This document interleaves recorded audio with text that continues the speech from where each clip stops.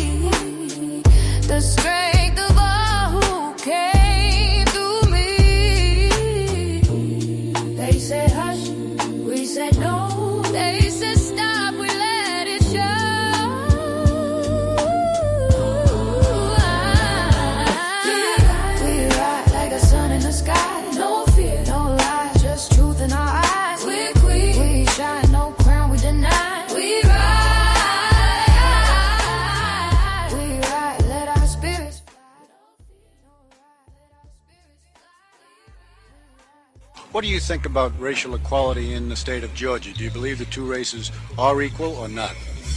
Well, that's a hard matter to stipulate. I would like to say this, that there are more Negro colleges in the city of Atlanta than any city in the world. There are more Negroes own their own business in Atlanta than any city in the world.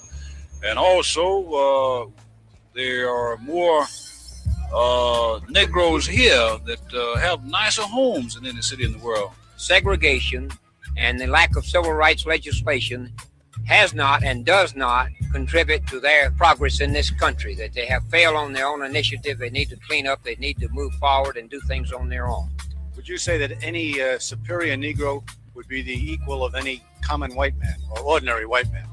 I would say this, that most of the leading Negroes in this fight are mixed breed people.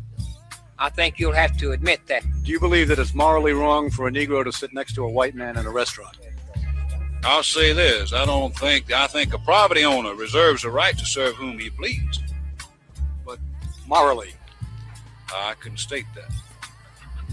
I couldn't answer that at this time. In other words, you could look at that in 2 or 3 different ways. I would state this, that I think a property owner should reserve the right to serve whom he pleases in his place of business, because he does have the investment there.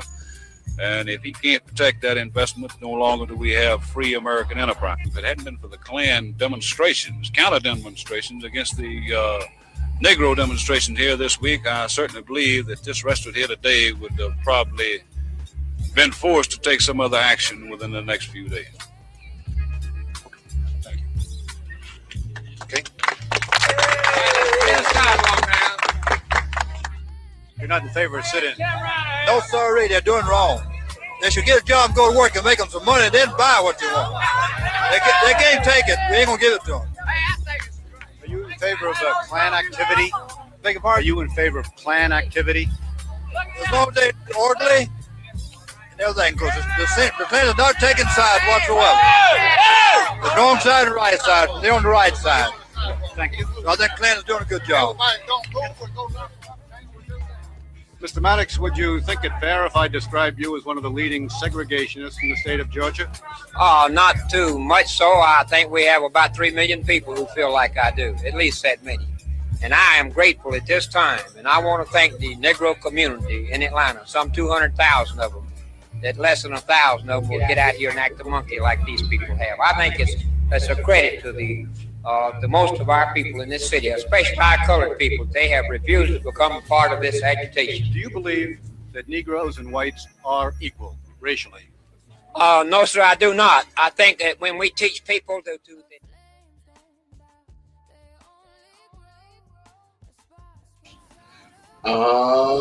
Damn. Well, good evening, everybody. Welcome to our Friday episode of the Can We Be Frank show. Am I coming in clear? Can everybody hear me? Yeah. Hey, Tavares, there's another video that I would like for you to play.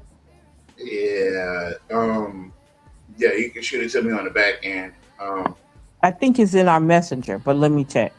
Yeah. So this was 1964. This was what, 50, 60 years ago? 62 years ago. And the most interesting thing about this video, hey, how you doing? Good evening, Miss Thomas. Good evening, Miss Dixon, Miss Hall. Most interesting thing about that clip is the fact that, those people had kids, right?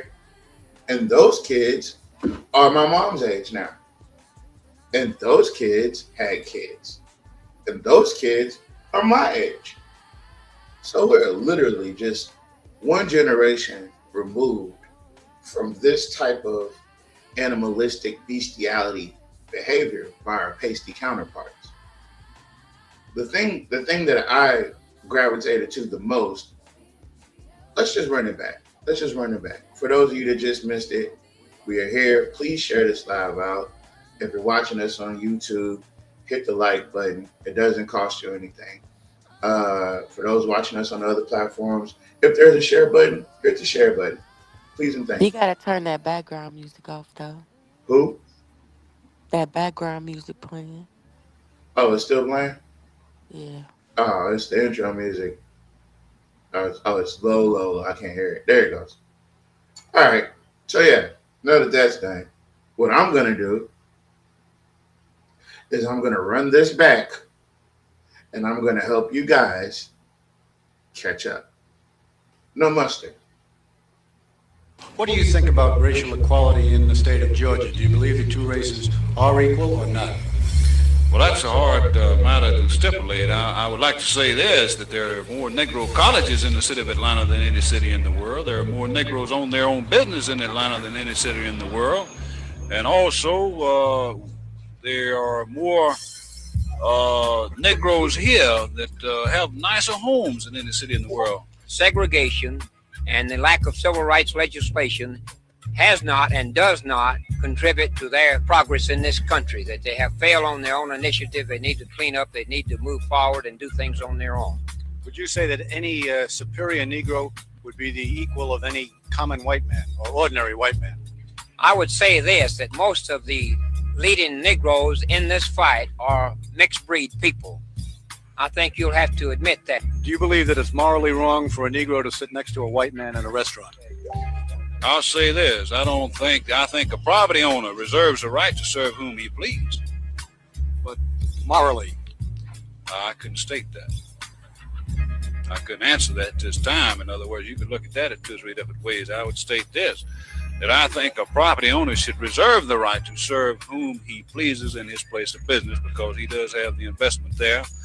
And if he can't protect that investment, no longer do we have free American enterprise. If it hadn't been for the Klan demonstrations, counter demonstrations against the Negro demonstration here this week, I certainly believe that this restaurant here today would have probably been forced to take some other action within the next few days. Thank you. Okay.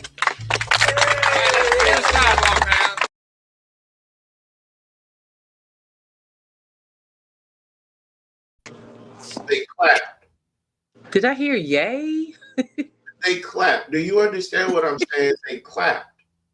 There was a group of people gathered on the sidewalk during this interview, and they literally clapped. Hold on. Oh, but wait, there's more. You're not in favor of sit-in? No, sorry, they're doing wrong.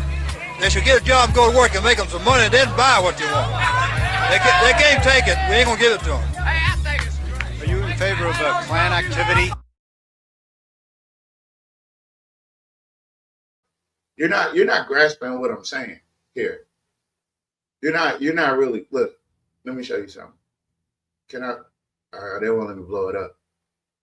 Do you see the kids in the background, the teenagers in the background, the adults in the background? Look at all these white angry faces.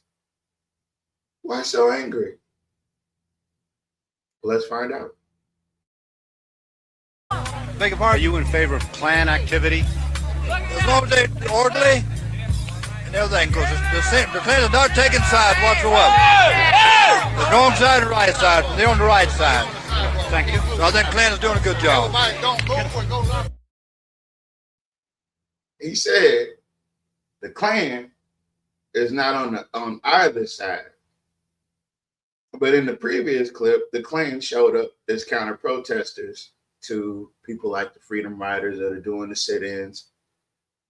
So even way back then, you could see the contradiction in their actions, in their words, how they're able to just so fluidly lie in front of a camera and not in front of a camera. They're willing to do the most to treat Black folks like the least.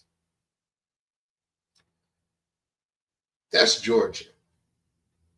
Just imagine what was going on in Louisiana during that time. Just imagine. We like, are we talking Colfax? Hold on, somebody just, let me see.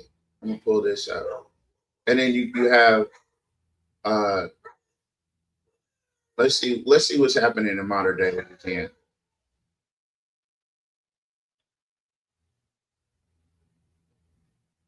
Okay, hold on.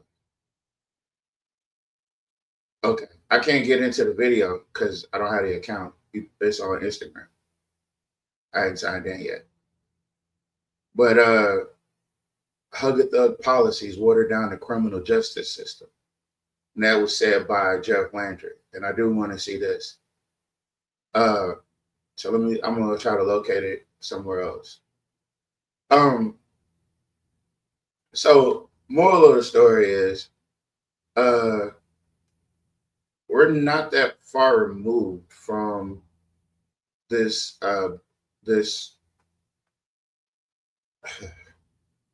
this breakdown in common decency from people who tout to be the most decent people on earth, the most God-fearing, neighbor-loving, the most. It's just the most. Let me see if I can get this. Okay, that's another one on Instagram. I can't get to it. So, yeah. So the moral of the story being, it seems like even in this day and age, we'd have to keep our heads on a swivel when it comes to certain things. And racism is definitely one of them. It's not going anywhere. They're still using epithets from what, 5 centuries ago, 4 centuries ago. It's like they haven't upgraded their stereotypes. They're still using watermelons and chickens and all this other stuff, all these things that try to degrade us and bring us down a notch. And so that's what this particular thing is about, right? Let me see if I can pull up this other clip. Yeah, if I can get that clip, if you can give me that clip and it's not on Instagram, I can get to it, but I can't get to it as it were. Let me see if I can. Let's see if I can. Now, and the other reason that I brought it up is because we're definitely not that far removed from it. Hold on, I got this. So you can't pull the videos up? Why? because it's on Instagram, and I don't have this. I'm not signed in on this device. Oh. Yeah, so it won't let you watch it unless you're signed in, and I can't. It won't let me log in with my Facebook account because my Facebook account isn't attached to the Instagram. Crime or single white man feeling oppressed. Y'all get way less.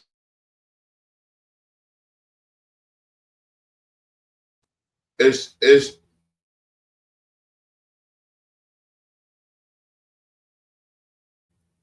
so hold on. Let me share it. So again, fast forward to this year, right? In the South, this is Texas now. Watch this. So you tell me if you're a white.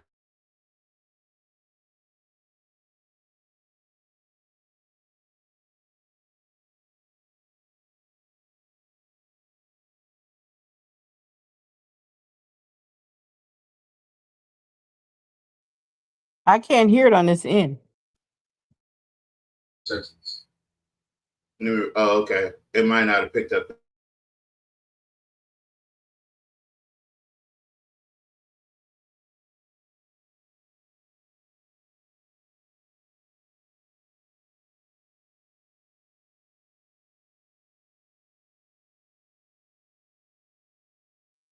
I can't hear you on this end.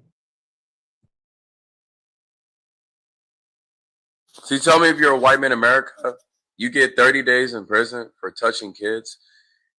And y'all keep saying white privilege don't exist. And I'm going to say as respectfully as I can. I don't want to hear black crime or single white man feeling oppressed again, because y'all get away with touching kids, bro. Or y'all get way lesser sentence. 30 days. Texas attorney gets 30 days for the most heinous crime. Yet we have people around here touting this antiquated 1350 incorrect statistic about 13% of the population committing 58% of the, whatever it is.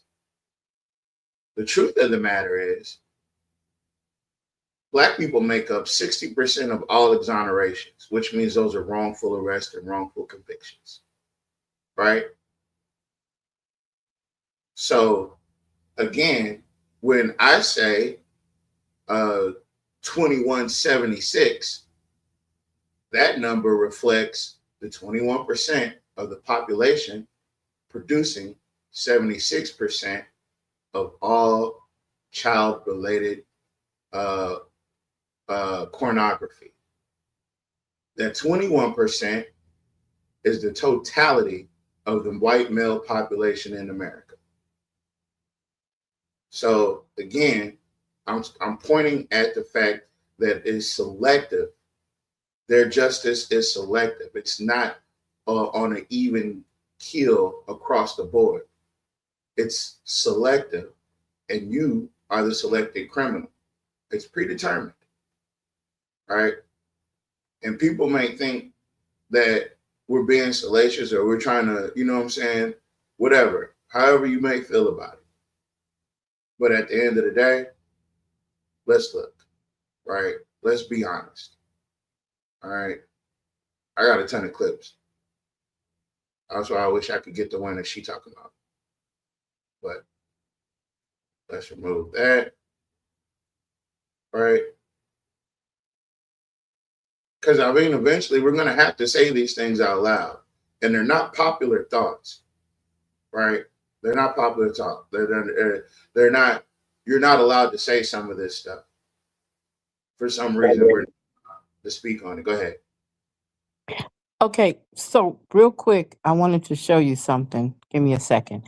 So it says here the youngest age of consent in the USA is.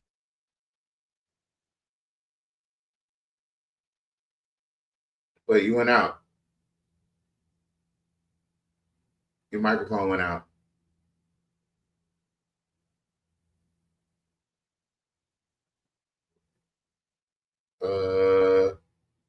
Hold on.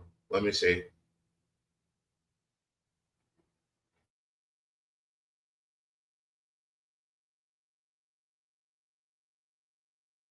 Rican teen neighbors. Okay, can you hear me now? Hello. Hey, can you hear me now? Yeah, I can hear you. Okay. So let me finish reading it to you Can't what it hear says. nobody. Okay. It says while 30 plus states set the limit at 6. Oh, they really trying to cut her off. Oh, I think she's switching. You can't switch panels. Yeah, like you can't switch screens. You gotta, yeah, you can't because it'll mess you up. Oh, there goes Mr. Porter. Mr. Porter, how are you doing, sir? Hey, I'm good. How are you guys doing? We're doing well. We're trying to get Miss Alita's microphone because she's giving out some information, and every time she goes to say the number, it blanks her out. Okay, so it won't let me switch screens. I can't. Well, anyway, Right. What's the um, numbers? the numbers. I can't even let you see the numbers because it won't let me. We're talking about how the majority of the states don't have a minimum age to consent. Yes, they have the minimum age of consent is 16. Louisiana is one of them states that have the age of 16. In California is trying to California, pass a bill yeah, where you can have relations with kids younger than that. this is America as we Yep. know it right now, right? And so I know we don't gather enough information about what's happening or what has happened to us as a group of Black people. A lot of people don't want you discussing race. They don't want you discussing disparities, whether they be economic. They don't want you talking about if you got brown water because it only affects you. Anything that personally affects you, they would rather not know about because it just affects you or your community. That includes everything from medical access to police involved in unnecessary police involved shootings or like just anything that would point to the disproportionality in the groups. Uh, they don't want you talking about it, right? And I didn't want to kind of lean on the whole essaying thing, but I just wanted to kind of clear cut show how the justice system it is built around subjugating and trying to trap trap Black folks into a cycle of violence. Now, uh, let me see if I can pull this up. It's pulling up the video before it starts playing, and I can't control it. Hold on.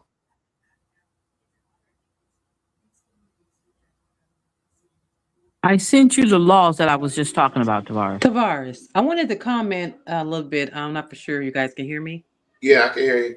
Okay, so I wanted to go back to the clip. I don't know if everybody remember the part where you see there's children out there with their parents when their parents are making those type of suggestions and statements about the Black community.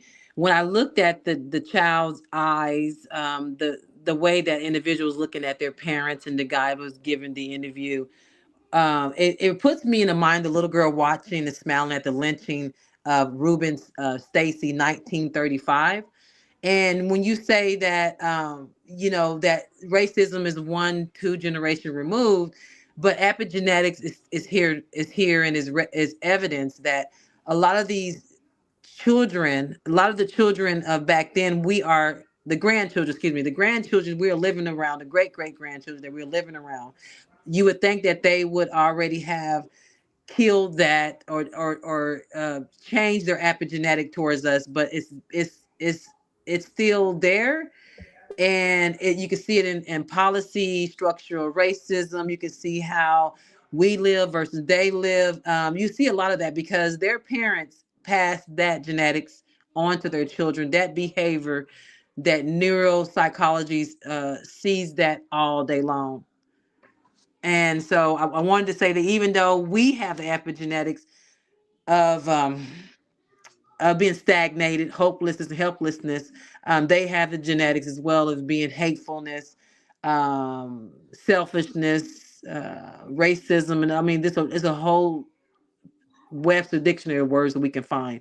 But I just wanted to make that comment. That's what I seen. I seen a little child, the eyes glaring, remind me of that picture that they caught 1935. The Freedom Riders coming to Mississippi in the first place? Well, I don't. I messed that up. I thought it was gonna be cool when I did it. I tried to do it a different way. Yeah, that I sucked at that. I would run that clip anyway. But yeah, the epigenetics. Can you please explain epigenetics to the lay folks? So epigenetic, from my perspective, is, so say for instance you have your genetics, you have something that's built on up on top of the genetics that you already have. Some of that's genetics. It can come out of, my understanding, from trauma. If you're and we're gonna just make it very lame. So say for instance you have we'll talk about mice, just something very simple. So you have a mice generation of mice. You have a mice that has adverse effect of peppermint. So they will electrocute the mice that smell peppermint, right? And so that mice go and have a litter, or whatever they call, more babies, rat babies, and then the rat baby will not go close or near the peppermint, even though they love the way it smells, because they know their parents got shocked. And then the mice beyond that won't even go nowhere even next to it, near it. So it becomes stored. The trauma becomes stored up on their genetics, which is epigenetics. That's just a lame term about it, but I know that it is something that's built upon your genetics, and it is altered by your environment. Now, there's a better term out there, but that's the way that I can deliver it. No, I appreciate you. It's learned behaviors basically that And get passed down through generations. yes, I get the right term here in a second. It's 9:30, so just It's all right. It's all right. We came on kind of late. They had a long day, so I had to close my eyes for a second. But the fight continues, right? Anybody know about this? Right? Check this out. This is cell phone video of two NYPD narcotics detectives wrangling with an unnamed man in Brooklyn. The guy, I can hear him say, "Wait, what's going on?" The officers did not say we're NYPD. They didn't say that we're detectives. They didn't tell him you're under arrest, put your hands behind your back. They just started hitting him. They didn't just hit him. See this screenshot right here where his leg is right where his head should be? Yeah, that's because he stomped on his head while he was already pinned down, and the guy was wrongfully accused. No worries, I found them. This motherfucker is Ruben Marte. And if you're like, that doesn't even sound white, it's not. It's because he's Latino. And this piece of shit, that's Michael P. Algerio. And if the government database wasn't enough for you, here is a photo of Ruben Marte. And as you'll see here, there's his badge number. He made $162,000 last year, and he has 7 complaints with 21 allegations of complaints. The most recent one before yesterday being in 2017, where he was another abuse of authority towards a black woman. And before that in 2012, abuse of authority, black woman. And before that in 2010, technically abuse of power by using a gun as a weapon towards a black male. Before that in 2009, abuse of authority, black woman. And before that, his first one, abuse of authority towards a black male. You seeing a pattern here? That means that 100% of his complaints are abuse of power towards black victims. Here's Michael Algeria with a clear photo of his face.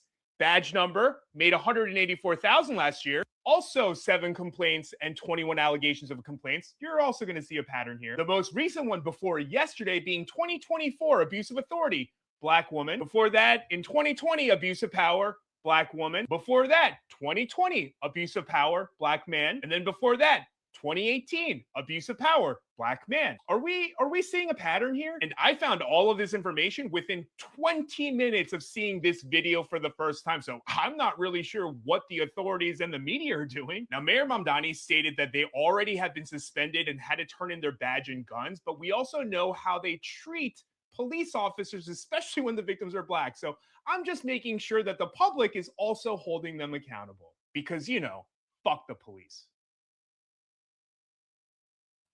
Is that my sentiment? No. Not all the way. But when you catch one of these mugs, you have to put them, because they won't tell on each other. Why? Because of the very first video that we saw. He said the Klan does things orderly. The Klan.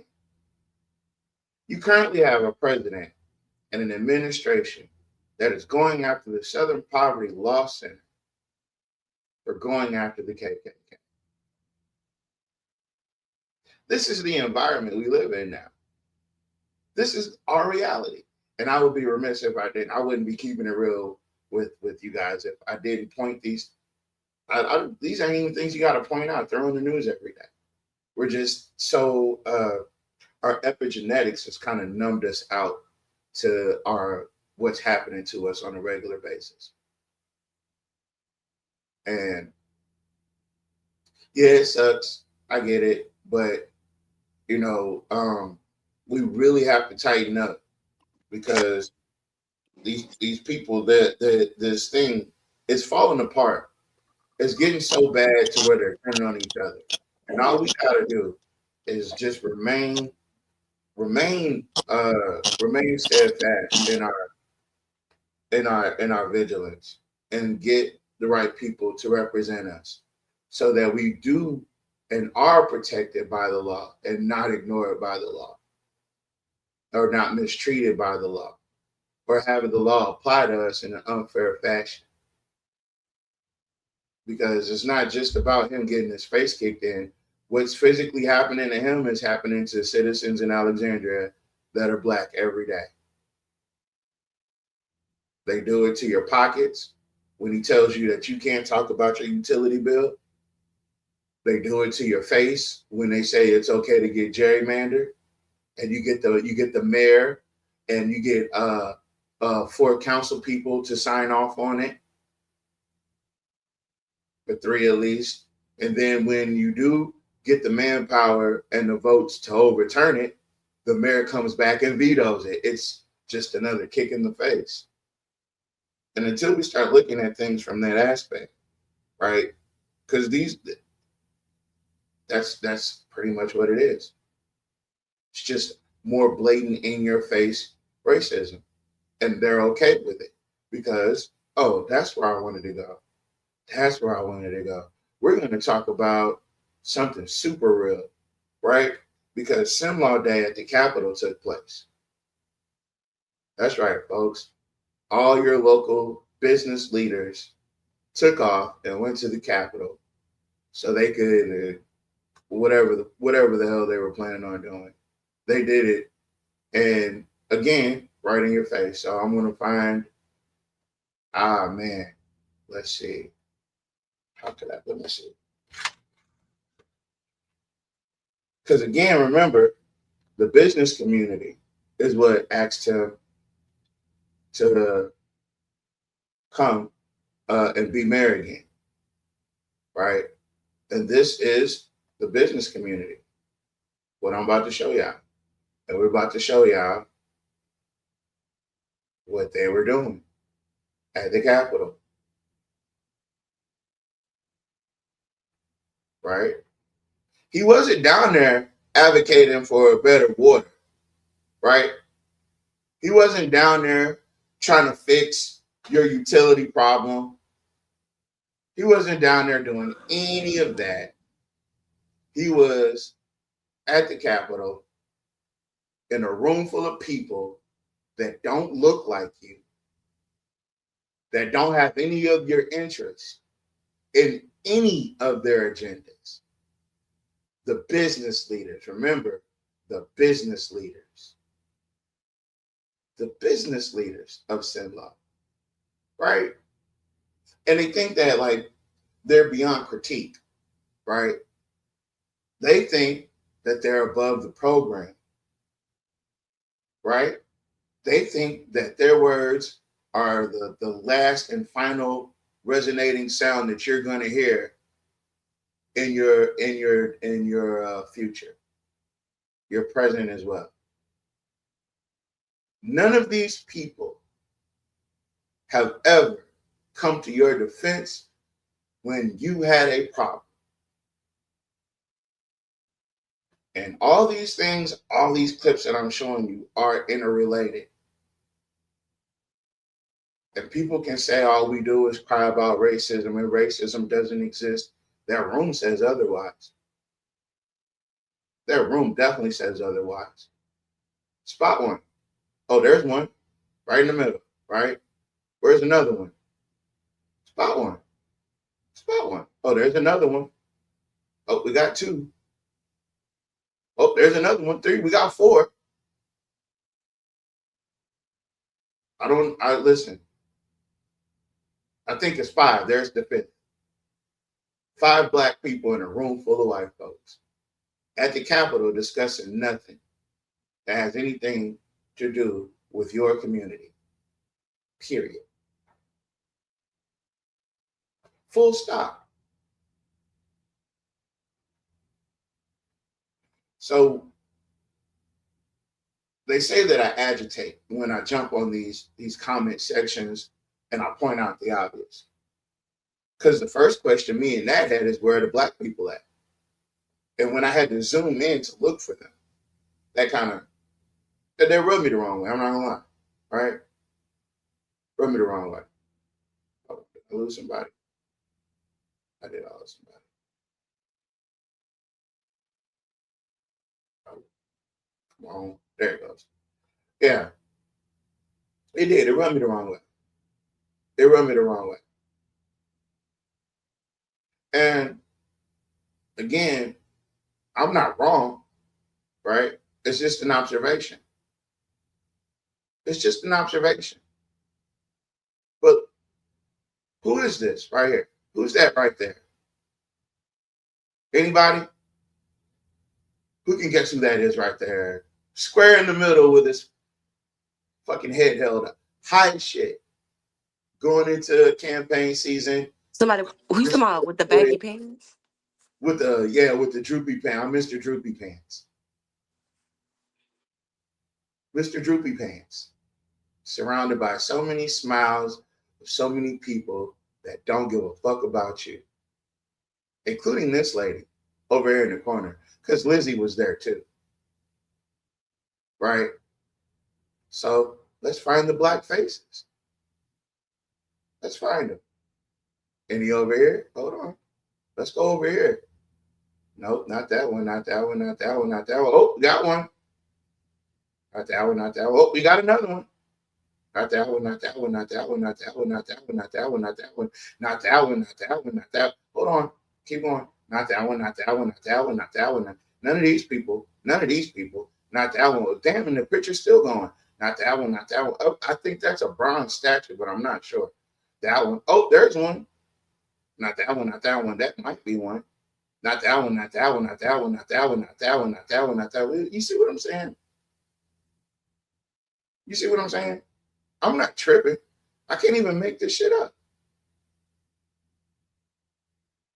Alexandria is 56% black, but you would never even know it.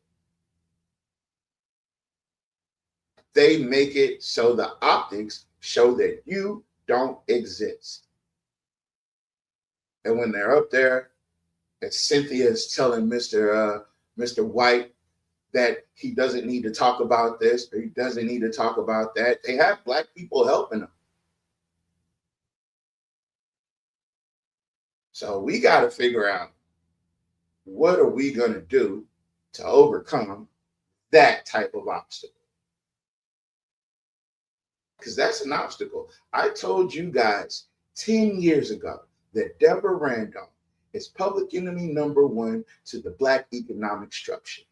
I told you that 10 years ago on this show. And it hasn't, it's all bared out true. Because you can tell the people that control the economic system are the ones that control the politics. And when you let people that are greedy, that are racist, when you let them control the politics of a city, what do you think the city's going to look like? It's going to look like what Jock Royce turned it into. And I want to give a shout out to Urban Cats. I know, right? I know. Far be it for me to ever say that. But they captured something. They captured something at that meeting that was so apropos. And it definitely, come on. Where's the clip? Here we go. Hold on. Let me run this back, right? Because I'm telling you, they have people helping them, right? So when I put this clown up, right? I put this clown up, people that were at that meeting should already know what I'm about to say and how I feel about it, right? What meeting are you talking about? We're talking about that Samtown Woodside neighborhood group meeting that took place the day before the city council meeting on the 20th. But let me see. I'm gonna run this clip, and I'm gonna go take. Miss Lady, you can take over for it.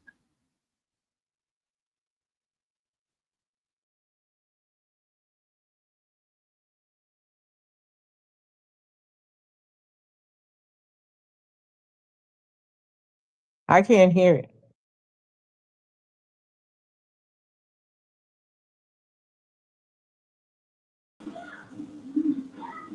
Can't hear it.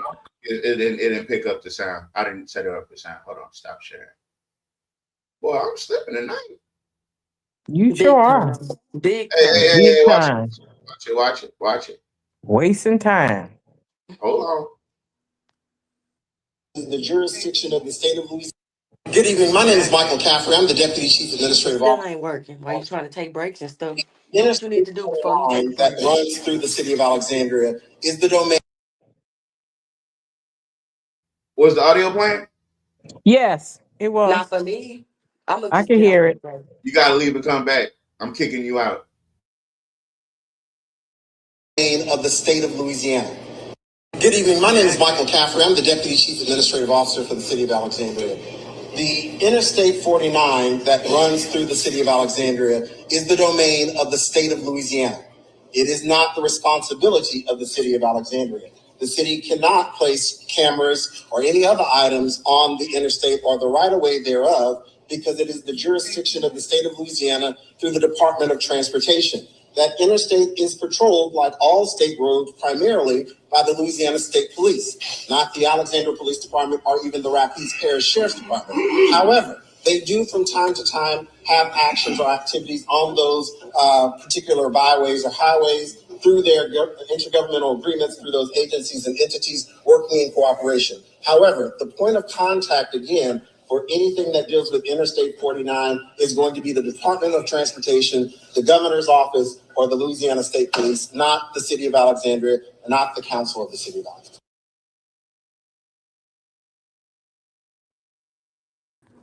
Why he talking to us like he don't like us or something? Like he not black like us. Because he He talking don't. to us like we getting on his nerves or something. Because he don't. So whatever that conversation was about the Interstate 49 is the issue. That was the Eddie Williams stuff when they were racing. Oh, where they was racing. Okay, yeah. Okay, I got you. That was the Eddie Wood that I guess say yeah. You and let me say this, and I understand, and I said this before, you guys, I try not to I can't bite my tongue about stuff that plays in my head. So what got me was in that area, a lot of different events have happened there that were not good. But when this whole situation with this drag racing happened, it became the center of a conversation or the center of a meeting, which they can have a subject matter of any issue that they have in their area. I just thought that was kind of, I don't know. I don't want to say hypocritical because No, that I wouldn't be get the what right. you're saying. I get You what you're know what I'm saying. saying? I Because there's totally a get lot what you're more saying. happens there. But I get it. I'm looking behind the scenes and I'm looking how things are being projected in some of our black areas, in our black communities. And like I said, my whole thing is until we make us priority, and I'm gonna say it again, whoever's listening, you can repeat it until I said it. Until we make us priority, We will continue sitting on the back burner. We will continue to have our parks and recreation for 2030 and 31 and 37 and 38 and 40. Okay? We're going to continue doing that until we make us priority. And I know this is not just happening in Louisiana and central Louisiana, in Alexandria. I know it happens in a lot of other states that do us the same way when we have the majority of the population. And it's because we have leadership that's not really leaders. We have leadership that does not know how to fight the system and do not know how to find another way of doing things. We get stuck on the same way of doing everything over and over again. We see that it doesn't work, but we continue doing it because that's quote unquote the traditional way of doing things. Until we become innovative, until we come out with new ways, we have people who know what innovation means. We're going to forever be in this cycle of things not working out. We're going to forever be in this cycle until we can get people in place that knows how to fight the laws, because they put laws in place on purpose to keep us from progressing, who knows, can be familiar with those laws, right? And they're able to fight those laws. We don't have that. We have a city council that don't even read the homeroom charter and do not even understand what their powers are on that city council, and do not know that they can fight with the laws that they have in that charter. Because if they did, they would do it, and they haven't been doing it.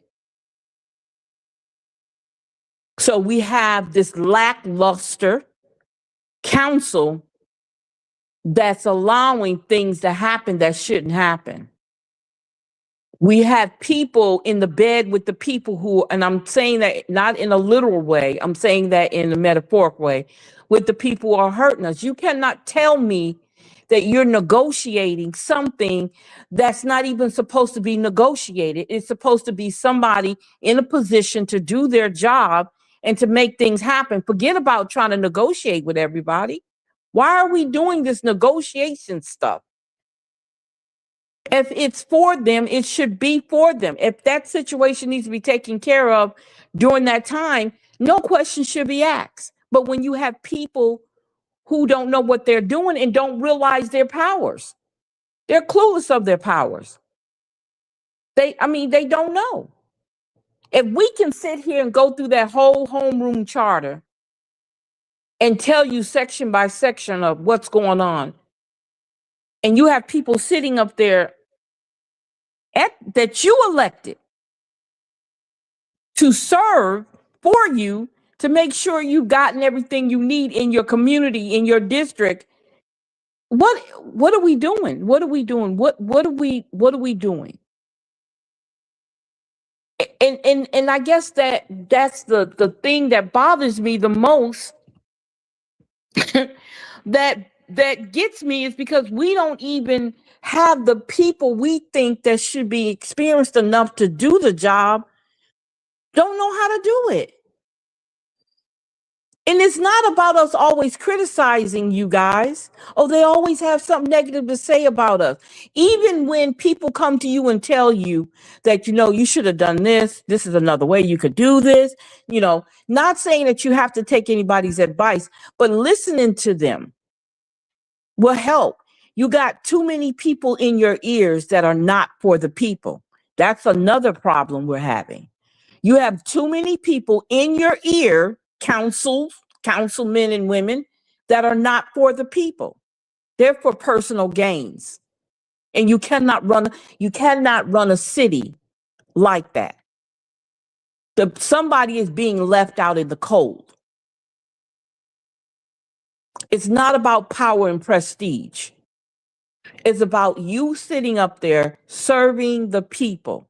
And this is why we said on that agenda, there should be something from your district every time you have a city council meeting. Whether it gets passed or not, it should be on that agenda. Because at least the people know that you're concerned about them, at least.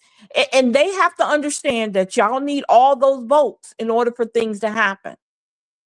They have to understand that. We get that. But at least put something on that agenda that's pertaining to your district. Thank you. Thank you for holding it together. I see you didn't get that upset. As you can see, I'm using my calm voice this evening. I'm not using any curse words. I'm trying to appeal to the people that don't normally watch this show. But for the rest of you guys that know what kind of shit we be on, don't worry. Don't worry. I got a gift for you. I got a gift for you. Let's go back and look at this. Point of contention this week, my highlight for this week is addressing. Hold on. Addressing Curtis. Curtis said he wasn't coming outside, even though he was already outside. Then when somebody asked him to come outside or come to the table from being outside, Curtis said no. But when he was ordered to come outside by his handler, guess what he did? The legal committee is convening. Madam Clerk, please call roll. Ms. Coulter? Here. Mr. Fowler? Mr. Lorbegang? I'm here. Mr. Chair, you have a committee. You have a quorum. All right. Alexandria City Council meetings and council committee meetings are broadcast live and may be viewed live by the public Optimum Cable Channel 4. A rebroadcast may be viewed on Optimum Cable Channel 4 in the City of Alexandria website, www.cityofalexandriala.com. Item number 1, to consider final adoption of an ordinance rescinding ordinance 178-2024 that authorized the mayor to enter into an intergovernmental agreement between the City of Alexandria and the Greater Alexandria Economic Development Authority, GATA District, for the purpose of cooperative economic development, general services related agreement and agenda, and otherwise providing with respect thereto. Does anyone in the agenda administration want to speak on this item? We don't know what it's there for. Okay, well, I'll put it. But he said, shit, I don't even know why we talking about this. I had this for a couple of weeks, but what was we talking? What are we talking about? I mean, what you trying to rescind? You trying to renegotiate? Something like that. Because that we might. But I'm just saying, I don't even know what this shit's about. Put it there because I'm trying to figure out what is the ordinance. What is that particular ordinance? The ordinance states what it states about itself. Basically, I don't like the way he be talking to us. Like, I just, that's why I like when Mr. Malcolm says what he says and talk to him like a man, because a lot of them allow Jock Ward to talk to them like they snails. You know? I don't like how he talks to us, because the way he talks is the same way Fowler and Villard talk. They follow behind him. They have no respect. That's what people have to Yes. understand. They have no respect. Hold on. I want to kick a field goal. Who is that guy sitting to his right? What is His right, that's Caffrey. His right is Caffrey. His left is Goins. Jonathan Goins, right? We know Caffrey, right? From his famous speech at the Samtown Woodside. You see what I'm saying? His right-hand man. And then let me add a layer to it. Jock doesn't want to directly interface with you coloreds. So he's going to send one of his do boys. Right? And his do boys is not there. Listen, they're not there to discuss anything. They're there to tell you what Jock told them to tell you. And they're not there to answer any questions. Just like Jock said, the council can't answer any questions when the people come up and comment, right? They're not there to answer any questions because Jock doesn't answer to nobody. Right? Okay. So corporate, it's been in place for a long time. All right, well. I think you probably have folks here that you want to speak to. Yeah. No, I specifically asked you what? Let me throw my glasses across the room.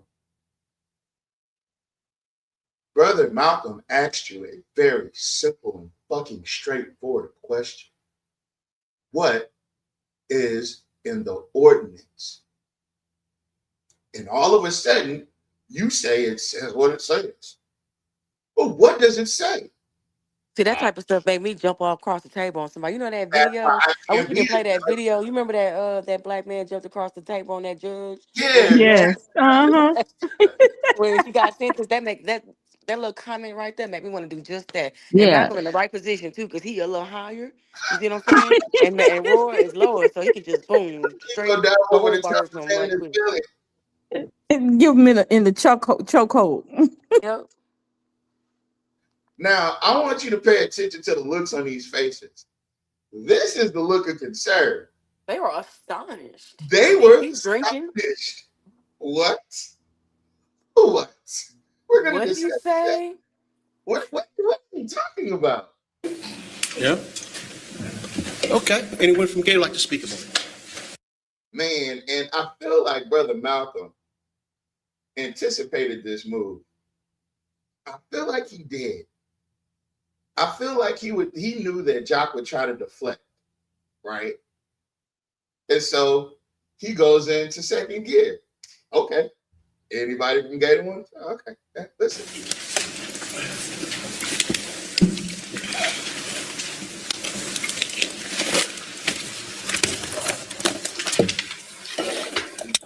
My name is Stephen McGee. I am the chairman of Gator, the Greater Alexandria Economic. Shout out to Brother Steve with them polo pants, bro. I ain't seen them shit since high school, bro. I don't even know where you got them from, but I know they polo. Look, only OGs can wear stuff like that. Only OGs wear, and I think they creased up too. Yeah. Cold piece of work. He ain't got no Development Authority. like Roy, dude. But again, he ain't got the extra slack in the middle like Winnie the Pooh over here. That's a nasty little lean. Hey, wait. Let me say this. He asking for a raise because he got to buy some new pants, y'all. Stop. No, he needs to get the ones that he got tailored. I don't know It's what he going to got cost that him raise that for, new 'cause raise. he definitely need a goddamn stylist, because he's not using it for his Yeah, he's outfits or his not. hair or his skin. Nothing that got to do with him looking presentable. He's dressed like he's depressed. In DC that was doing crack. No, he looks like he's depressed. No. What was his name? Who? The mayor of DC that was doing the crack. Oh, damn. Harold or something? Harold somebody? Mr. Porter knows. Harold Washington, I think that was his name. Marion Barry. Barry and Garrett. Yeah, that's right. That's Marion right. Barry, right?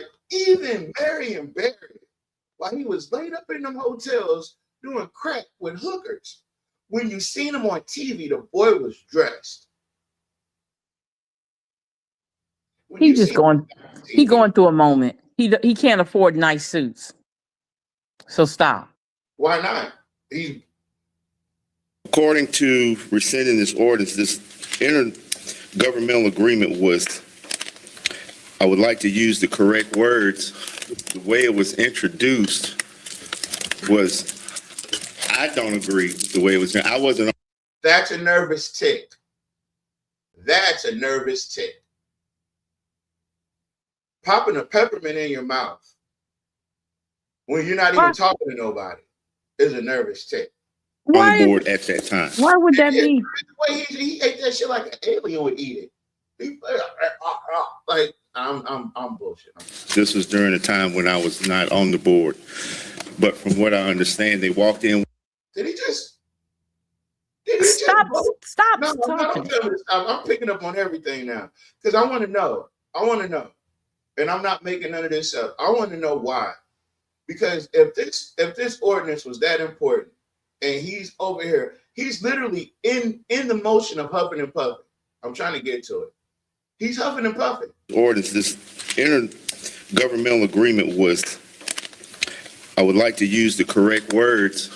The way it was introduced was, I don't agree with the way it was done. I wasn't on the board at that time. This was during a time when I was not on the board. But from what I understand, they walked in with an agreement, handed it down, voted on it. No one read the agreement. They just, I don't know. They signed it prematurely. I think one of the previous commissioners who was here at that time is here. He could maybe contest. Now, who was that in the background? C. Ray Lewis. Okay, what did C. Ray Lewis say? What do you mean? What did he just say? What did he just Don't say? put me in that. He said, "Don't put him in that." Yeah, we're gonna not put him in that. Okay, hold on. Yeah, we're gonna not put him in. I got it queued up already. I know where I'm going with this. I'm not putting you in nothing. All I said was you were there. Were you not there? Mr. McGee, hold on, Mr. McGee. Just tell us. Okay, but you were there. Mr. Malcolm knew when to stop. He said, "Were you not there?"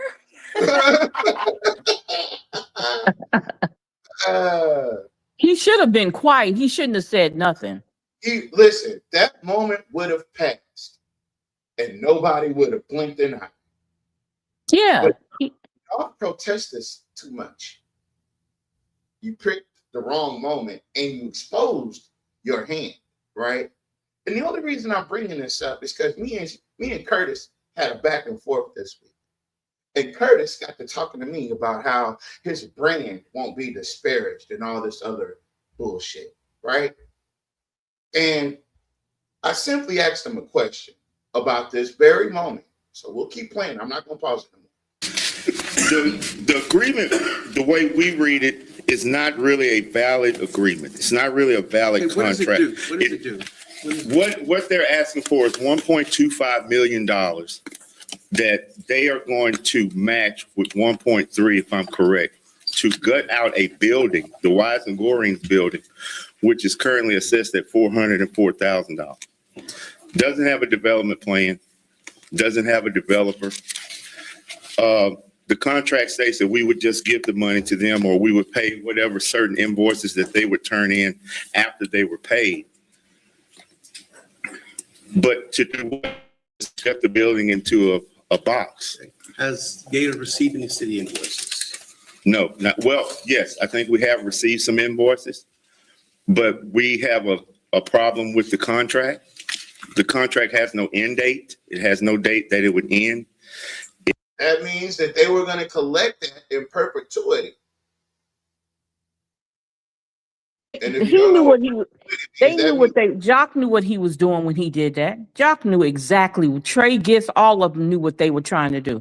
Like everyone was saying, they're trying to bankrupt Gator so Gator would not be no longer in existence. He has a long-standing vendetta against Gator, and it shows. It shows.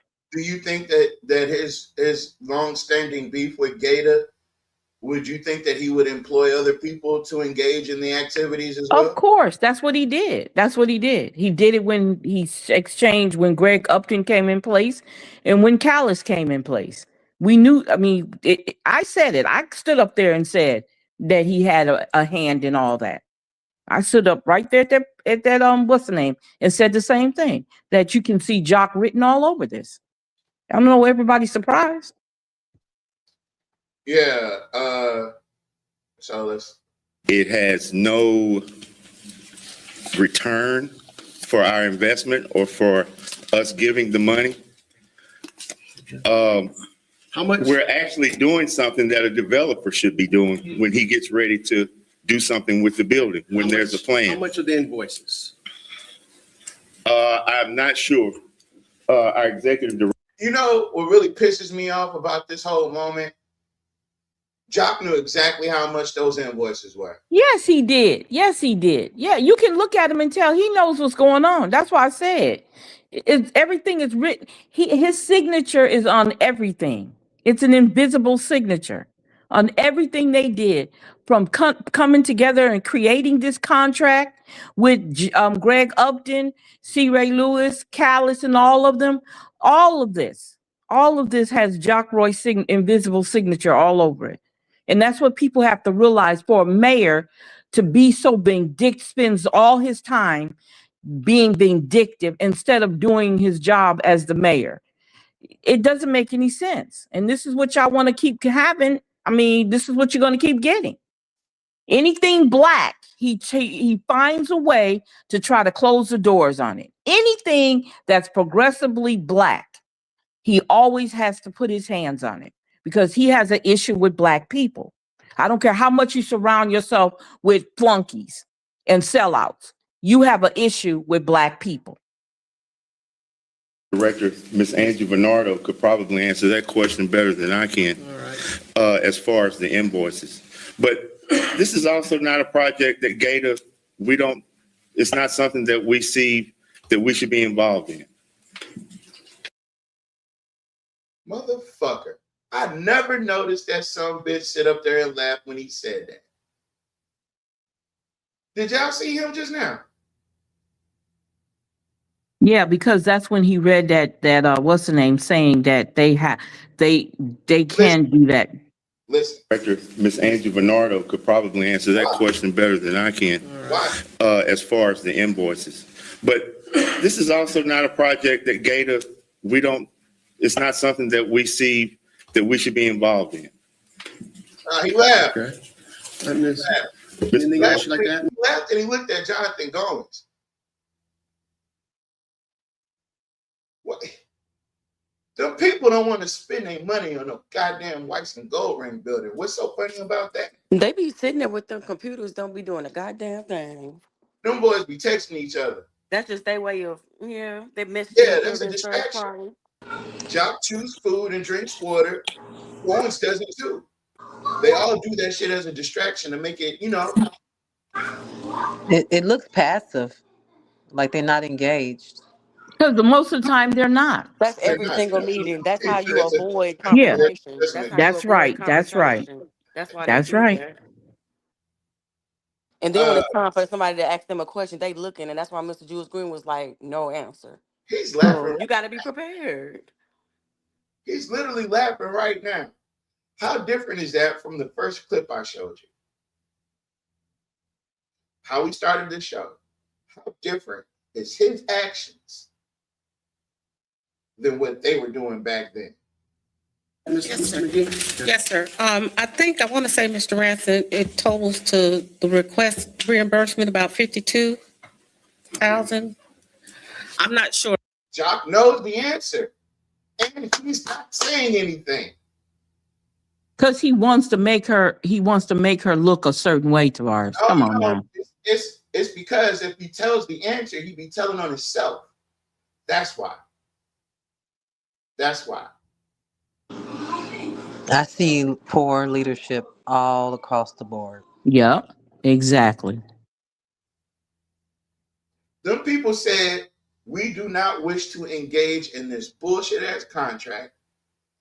Jock's response was, well, we've been in it for a long time anyways. I mean, what's the big deal? I don't even know what we're talking about. I don't know. And you're going to laugh at these people. That's okay, Jock. I got you, bro. Sure, but I can get that information to you. So how much have you received in invoices? I'm sorry? Like how much have you received in invoices? That's the amount, I think. How much is? What like $52,000 or something like that over a course of a couple of years. The first time we saw this, we didn't pay attention to Jock. We were more concerned about what Ms. Bernardo was saying. But as she's talking, he's shaking his head because he knows the truth. He knows the truth. And he's sitting up there literally, and we say this all the time, but he's literally sitting up there playing in y'all faces. Let me go back to the beginning. I don't know if that's 52,000 or not, but oh, she's catching on. He's a little upset. I'm going to get it for you. What I do want to say is, you asked what this ordinance does. You see that swaying back and forth? Those are all nervous ticks. I'm telling you. Them ain't no nervous ticks. Them not. That's anger, Tavares. That ain't no nervous. That's anger. I mean, okay, anger. Look at this. Look at this. What this intergovernmental agreement does. It was in It was valid years ago during Mayor Roy. Hey, shout out to OG Steve. Do you see the laser stare that he's got between him and Jonathan Owens? That's an OG right there. Posted against the wall too. Y'all don't understand. There's some real shit happening in this moment. The business is getting stood on. Listen, y'all, that's such an inspiration. At least we got somebody that's standing on something around us. It's not enough of us. There's not enough people willing there and go in there and stare down the mayor and his funky ass administration. It's not enough of us. They beat the shit out of Cornelius White. You know. Please don't do that. You know what I'm saying? They handled him rough. Bad. But if Cornelius was about 30, 40 years younger and a little bit stronger and a little bit leaner, it shit wouldn't have went like that. It would have not. It would have been chairs everywhere. It would have been a tornado. WWE WrestleMania for them. It would have been tables, ladders, and chairs. Cornelius is my guy. He calls me every other day. Miss Jackson. He calls me every other day. But as you can see, there is a staring contest. And I know Steve ain't gonna flinch. But let's keep it going. For his first term. During Jeff Hall's term, the then board canceled it. They came back with another new board and they reinstated it. And it was basically, they didn't want to have to submit like through our application process or our intergovernmental agreement, so they could just shoot stuff to us like River Fed, Winter Fed, and we would just do it. Right. So again, I want to ask the question.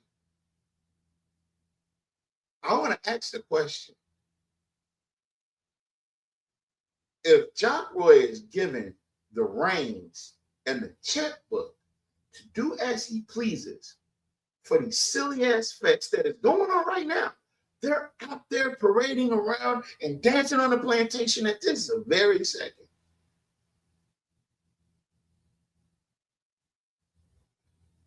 Why is he sending the invoice to Gator for the feds? Especially after we didn't already pay for it. Exactly, because you know what? It's in the budget, right? It's in the budget, yes. We didn't already pay for so why they going to Gator and getting invoices from the Gator? budget, so we paying for it for next year too. So yes. So what's going on here? Just like the money I asked when they posted about that Ferris wheel, y'all having entry fees or whatever to pass the line or whatever the case may be. What are y'all doing with that money and how are y'all gonna track it? Because I want to know. So what she's talking about is this weekend, there's a Ferris wheel, right? It's free to ride, but for 1 day pass, it's $10, and with that $10 on that 1 day pass, you get front of line privilege. You can ride that sumbitch till the sun goes up and down, right? But for $20, you can get it for both days.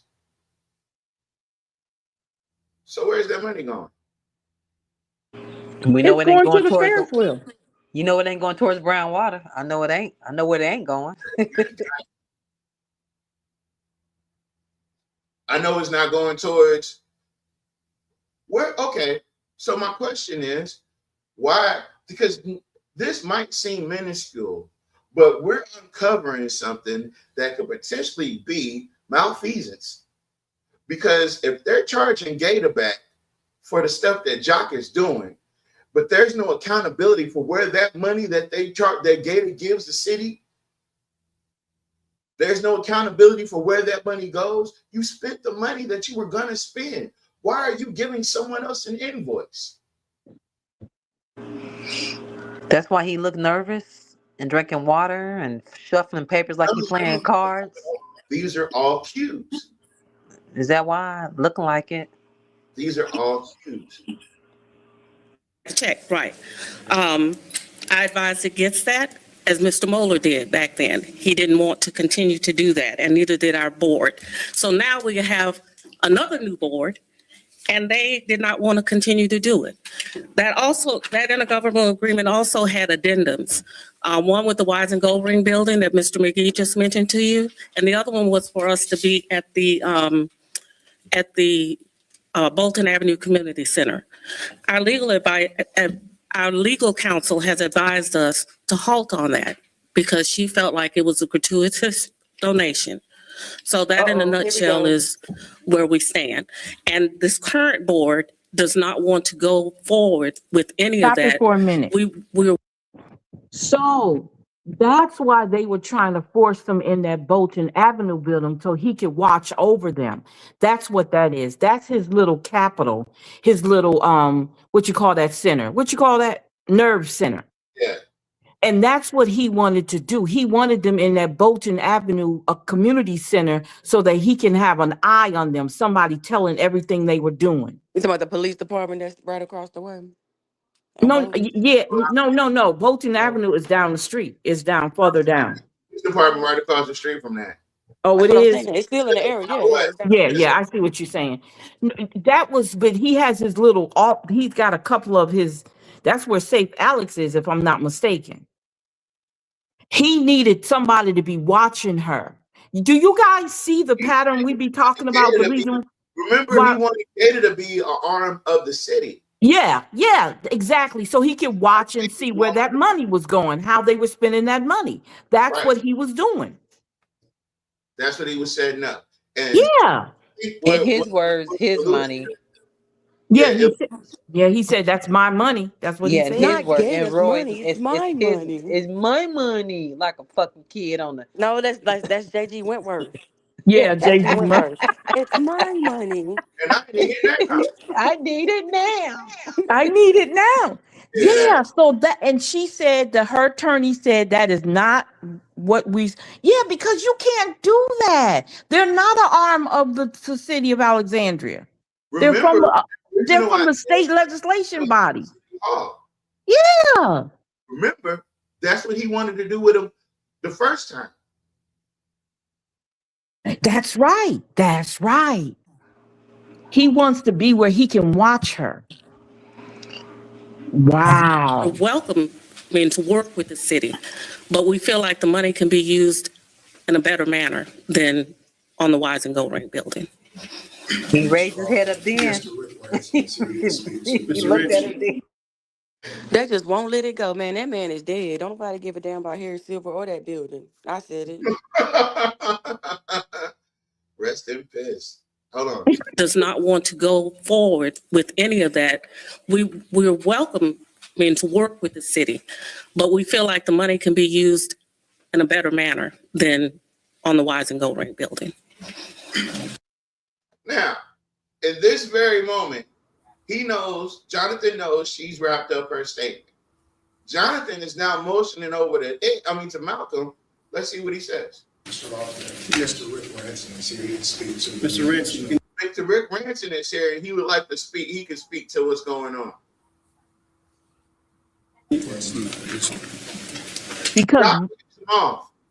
Because Rick Ranson is his watchdog for Gator. That's why.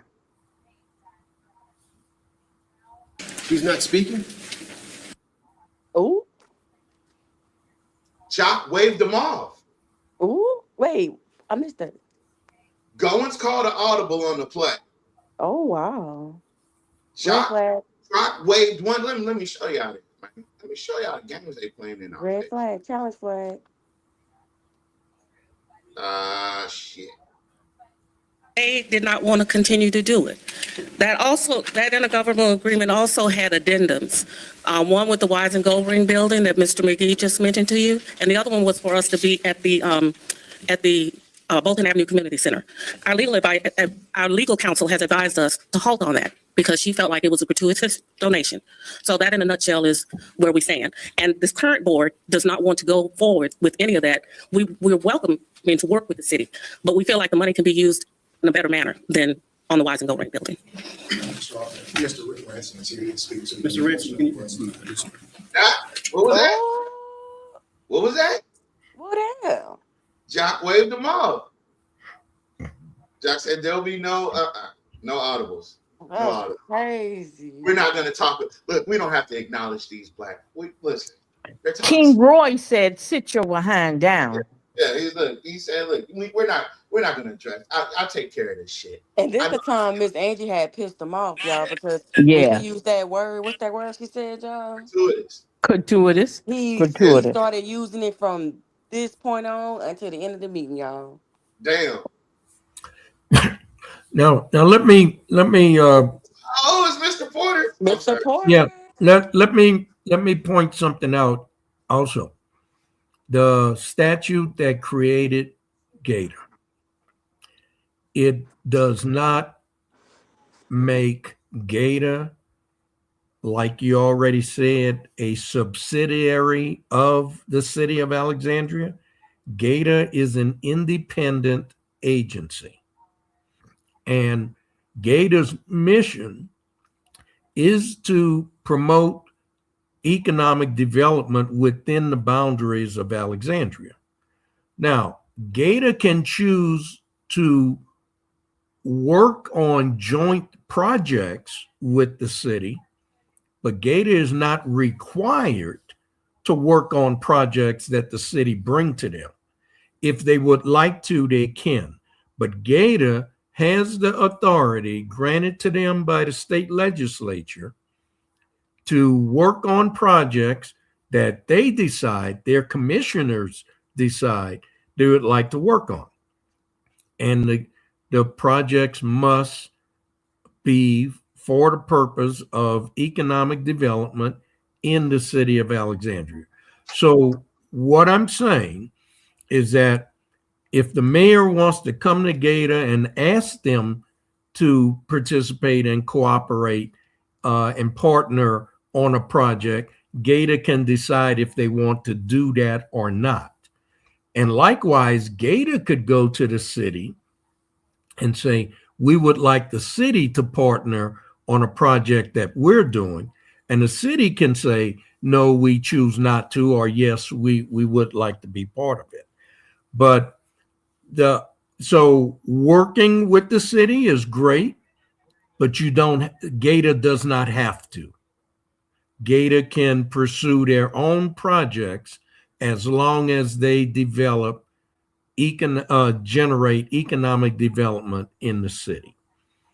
So the mayor, by coming to them and forcing them to work with the city on Wise and Go Ring, or work with the city on any other project, that's not what Gator was commissioned to do.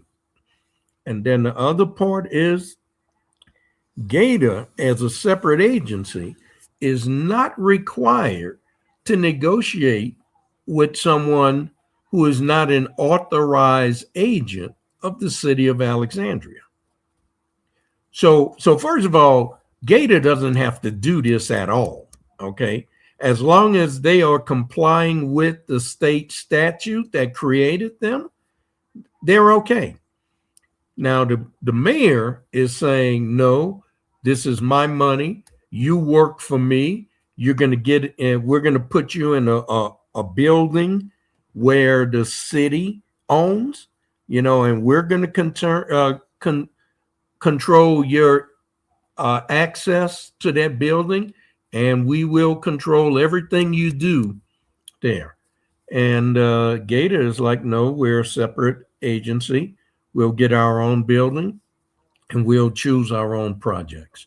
Now, if we choose to work with you on a particular project, yes, we'll do that.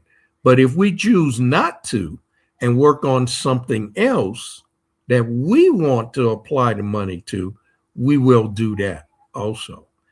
And if you send an agent who wants to talk with us, whether it's Rick Ranson or whoever they choose, as long as they are an authorized agent of the city of Alexandria, okay, we'll sit down and listen to what they have to say. Other than that, they're just somebody having a casual conversation, and there's no commitment and there's no binding agreement with that. But I wanted to interject that at this point, because of what Angie said. I think she's being magnanimous by saying, yeah, we'll work with the city. We'll discuss possible partnerships, possible collaboration on projects. But the statute doesn't say that that's what they have to do. And they are not a subsidiary of the city of Alexandria, like Jack Roy is stating. Thank you, sir. He's not speaking? I mean, if we need to speak to clear up anything after the other speakers do, we will. So he just knows he's in the right, mind you, right? Jock is he's feigning the position of the favorite in this negotiation deal, which is not really a negotiation deal. He just don't want them to say too much. That's all. Right. He wants to be able to control the narrative. Exactly. Like he speak for everybody else in the Right. Yeah, He he just don't want wants to them to be say able to too much. control what's being said. Exactly. You're That right, way, Chanel. Right. But it's not our ordinance. I mean, I hear it laugh. It doesn't make sense. It's you got this up calling it gratuitous. It's not. Hold on, let me. But he didn't say that. Mr. Bernardo said that. Listen, him and Lindsay Felter got it bad. But when people laugh during a city council meeting, I mean, I hear people laughing. I don't know what the fuck's so funny. It gets under their skin. Like, damn, we can't laugh. I don't know what the fuck you guys were laughing at. The shit ain't funny. This is about my money. Gratuitous. No lawyer will agree to that except, I guess, the lawyer that said it. Well, I don't know. Because when you look up the word gratuity, that means something that you're doing in favor, in kind, and for. Like you offer a tip of gratuity to your server, right? No, because gratuity is forced, really. You know, if it's at a restaurant, gratuity is forced. You know, like if you have a certain amount or whatever, they're going to add gratuity to your bill. But it's always an expensive place where you're going. Oh, see? So he was trying to force this gratuity on Gator. Nah, yeah. This is what I'm going to give you. You feel me?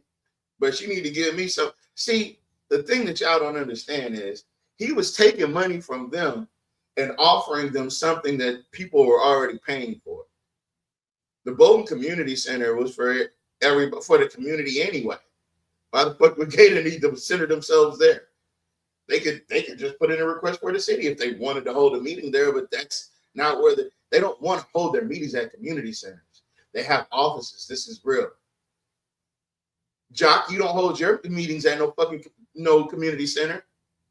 And you know, to the history of community centers, if you guys don't know, community centers are usually found in Black communities where they are. Yes. They are government funded, right? This is federal government funded to put in Black communities that, well, they don't have the economic base as other communities, right?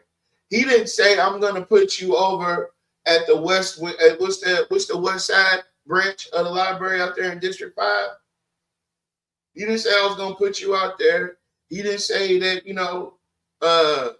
any of that. He put them Black folks in that Black organization. He put their ass in the community center to make sure that they knew and remember who they were. Yeah.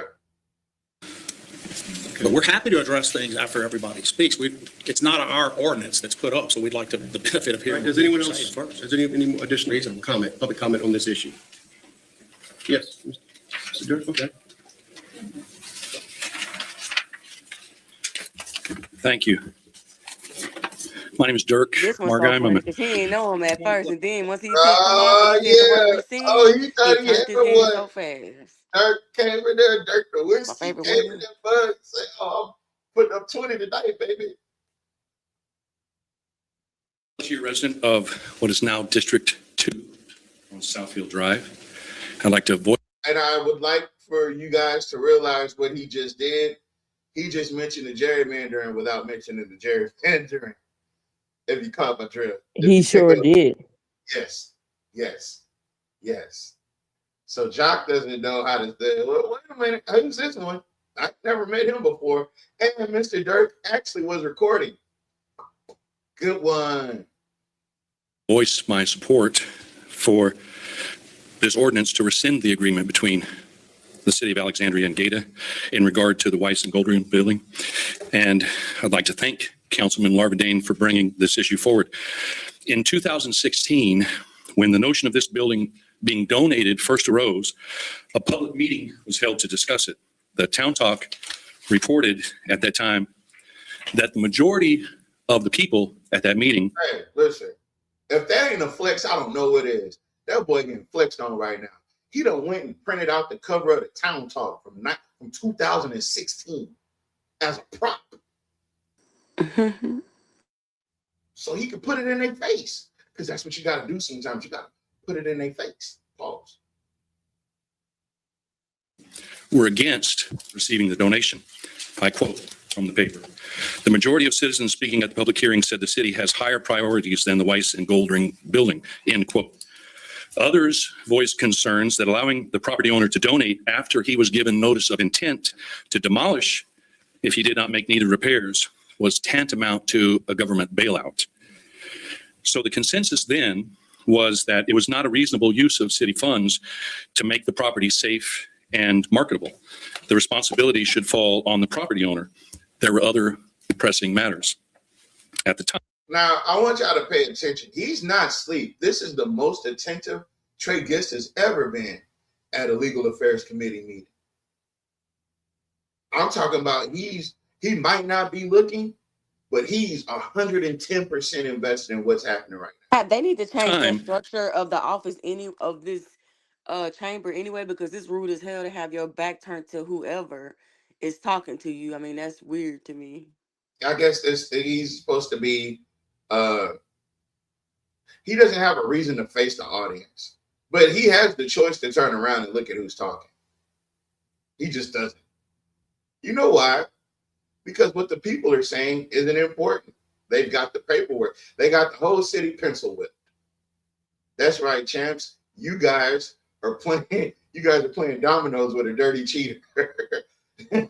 So when he calls 5, when you call 5, he might put it down.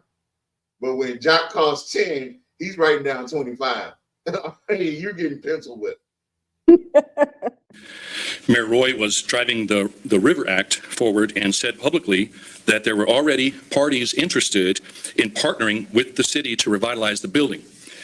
The big idea touted at the time was a children's museum. That was 10 years ago. And now, what are they trying to do with Project Reignite? A children's museum. Children's museum. Right. It's something about this children's museum to me now starting to sound shady. It's not going to happen. It's a red herring.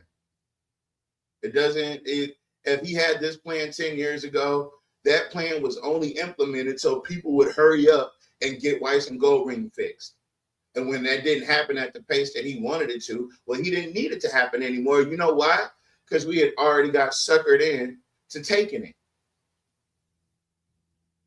He tricked the people into taking the Weiss and Goldring building under the auspices that they were going to repair it and turn it into a children's museum. Not knowing that 10 years later, he's still talking about another children's museum. Yep. And he's doing it currently. Yep. Not just a fluff, it's a campaign. He's campaigning. There's not going to be a children's museum. There's not. It's not. He's making shit up. So here we are, 10 years later, and a few $100,000 deeper into the very same situation. Promises of interested parties and great hope for a children's museum, again, across town. But many folks are unaware that a condition of the donation set by the property owner at that time was that the property be separated from its 2 adjacent properties, the Reed typewriter building, and which still sits undeveloped, and also the parking garage behind the building. Those properties were held back 10 years ago, but the city took the parking building in donation again in 2023. And now we're talking about spending money to demolish that property. So once again, the property owner has evaded responsibility for the upkeep of his own investments. And I think we could all agree that the city doesn't need to be in the real estate business. Obviously, the real estate owns property.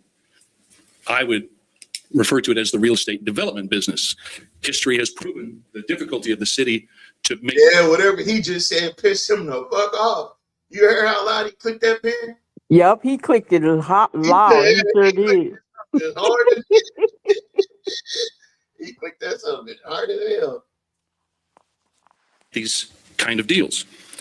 It's proven grossly ineffective at navigating real estate projects. So why not acknowledge this is not our lane, offer these properties at a greatly discounted price, and let the private sector make what they will make of it. And by the way, getting out of the real estate game would also mean not brokering a trade for another building. Let the private sector do their work. Let me be clear. I do not think GATA funds should be used to further subsidize this project. I'm actually thrilled that GATA is busy providing funds for initiatives in Alexandria that spark community development and engagement at the neighborhood level. Do you see what he did there? How he utilized the word spark? The word spark, yeah. I saw Oh, that is that's burn. burn. Good job, Mr. Dirk Nowinski. We have numerous economic development efforts. Oh, that pissed him off. Oh, damn. It's happening at the Look industry how level. his face is. Oh, look, he's trying to figure out what everybody else is thinking. Yeah, I wonder what the fuck he's thinking. So the work that GATA is doing is very unique. And hey, side note. Do you realize that GATA is one of the few people that invest in the Juneteenth parade and the Juneteenth activities? And that lady that runs the Juneteenth program every year has to beg the city of Alexandria for assistance. And most of the time they get it from That's GATA. true. I saw that in one of the meetings that she was up. I saw that, y'all. I saw Every that. year she got to beg them. She got to come up there and beg them, like what's the name? Yeah, every year. I said that a long time ago. Why do she have to do that? He's taking all of GATA's money. Guess what? He's also ensuring that they won't be able to do anything about things like Juneteenth. When your money's already accounted for by this administration, there's absolutely no type of money extra that you have to ingratiate or to help out with activities that focus predominantly on the Black community. Everybody can celebrate Juneteenth. Hell, to me, everybody should celebrate Juneteenth. But the people like John, not so much. Vital to this region. I don't think siphoning off up to $1 million of their funds for the failed Weiss and Gold Ring experiment is a good use of those funds. Plus, the recent wave of publicity around the $40 to $80 million Reignite project certainly indicates that there's plenty of capital money available from the city coffers. Why fight for GATA's money? The lawsuits surrounding Oh, he didn't like that. He did not like that.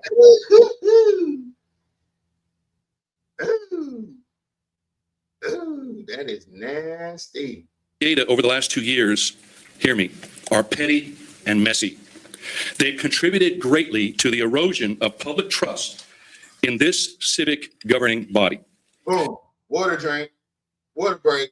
He's talking too much. I can't say shit. I gotta drink some water. I gotta distract myself from being. Then that water hot too.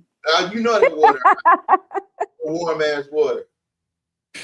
Let me add a thank you to Councilperson Fowler for finally filling his vacant GATA seat.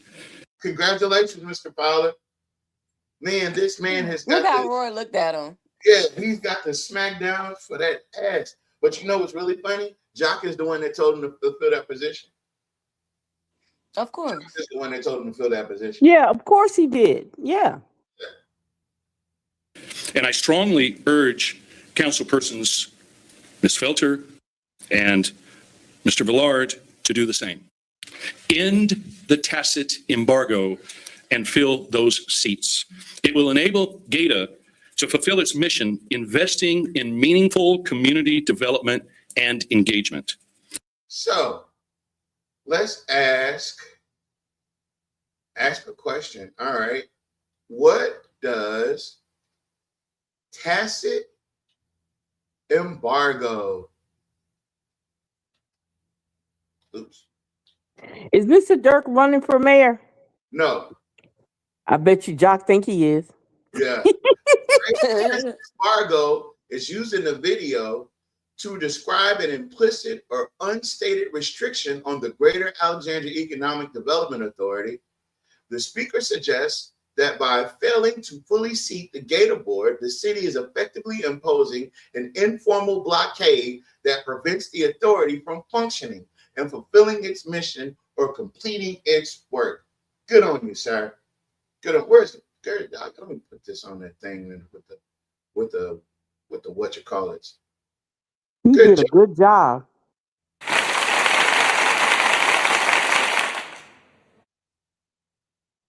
I urge all of you to vote in favor of this ordinance and make this a veto-proof decision for the good of this city.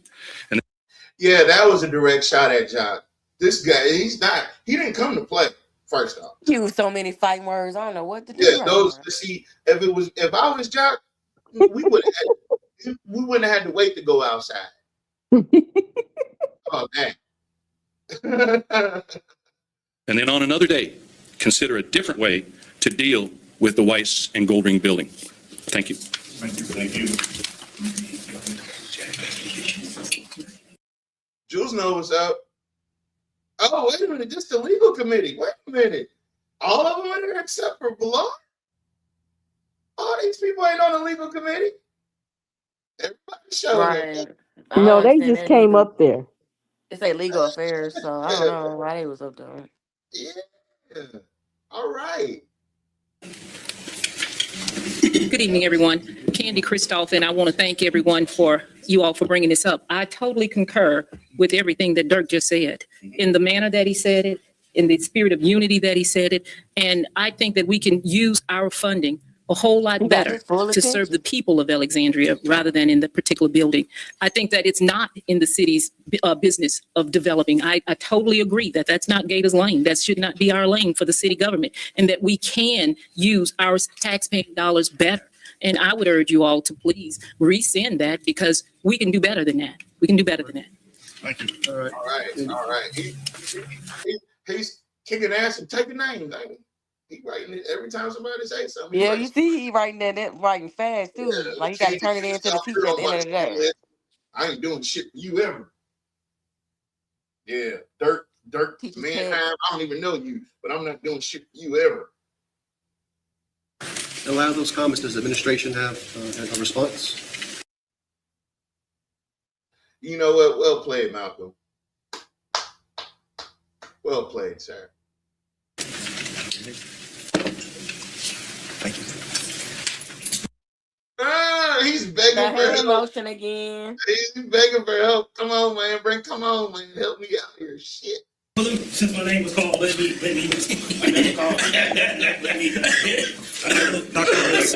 Oh wow. So Curtis, the next time you want to talk about a goddamn assumption that I made, motherfucker, I'm talking about this shit right here. Jock made you come up there. Yeah, he did, bro. He made you come like a dog, bro. He called you like a dog.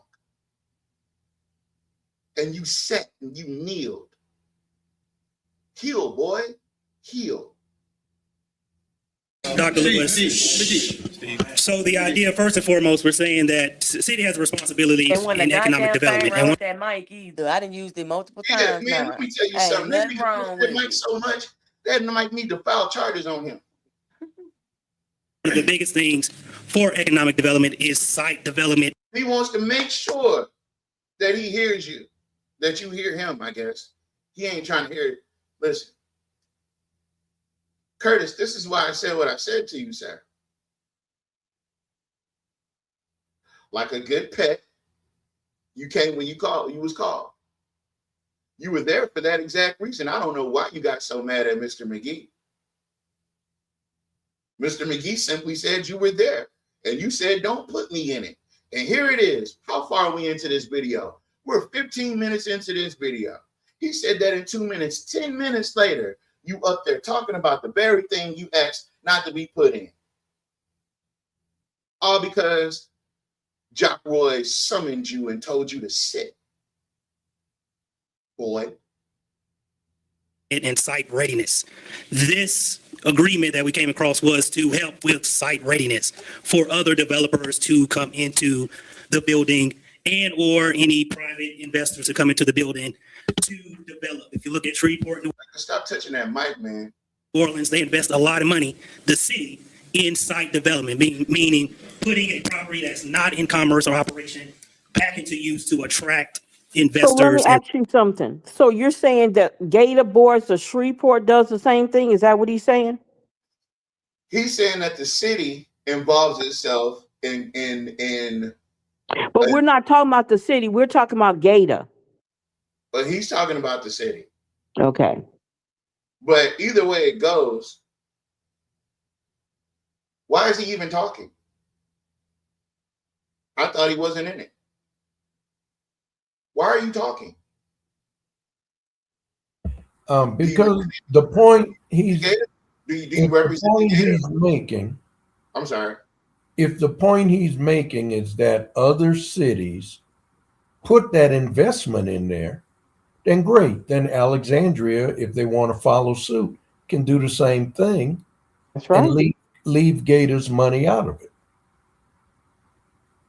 Makes sense. He's making the inverse of a point. He's making his own counterpoint, but he's counterpunching himself, because what you're saying is that the city, you're making the point for everyone else. If those cities are doing that, there is no other Gator in the state. Let's just say that first. There is no other Gator in the state of Louisiana. So that is it's a false comparison. Also, I'm pretty sure if there was a functioning organization like Gator in these other places, you're talking about New Orleans, I bet you they're not operating under $1 million a year budget. I bet you it's substantially more. But I also bet you they're smart enough not to put all of their money towards projects that don't matter, right? And private entities. I get that. So get that. So to say that we're just disrespectful. Look, Jack, let's just let him talk. He's working it through. Just let him talk. Oh, they all pissed off that man. I ain't gonna throw my glasses. Well played, brother Malcolm. Well played. Anytime you can get, let me take a screenshot of this shit real quick. Yep, I need a screenshot of those faces. Yeah. Capture, save image. Yeah, that's gonna be a title picture one day. I'm gonna pull that up just out of nowhere. Watch. not, the city's not, that's not their job. That economic development, that is the best practice to make sure the foundation is put together, make sure the building is up to code. What is he a doctor in?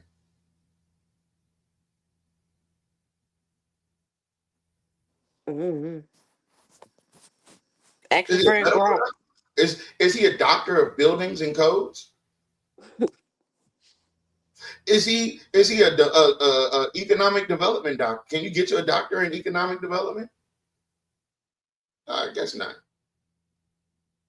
So developers can come into, we've lost a lot of opportunity because we don't have ready sites.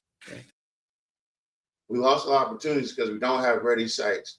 So what is his profession, and how would he know why we've lost opportunities? Especially when 3 years ago, nobody knew who he was. 4 years ago, people definitely didn't know who he was. Well, I mean, they knew who he was, but it just, it wasn't this. It wasn't this.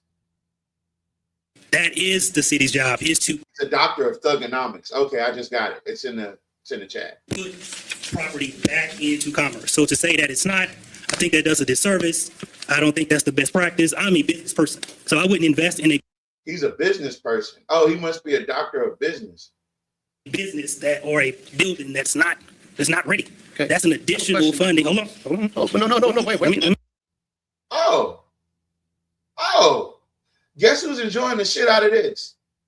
Watching two educated black men go at it. Who's enjoying this the most? Wow, that's another screenshot. Hold on. Look at that look on McCaffrey's face. Look at that look. This is my meeting though. But this is my meeting. Yeah, he said this is my meeting. See, Malcolm has to put these people got to be put in their place, or else they will run over you. See, he was called up there to do the bidding and to build the bid of Jock, right?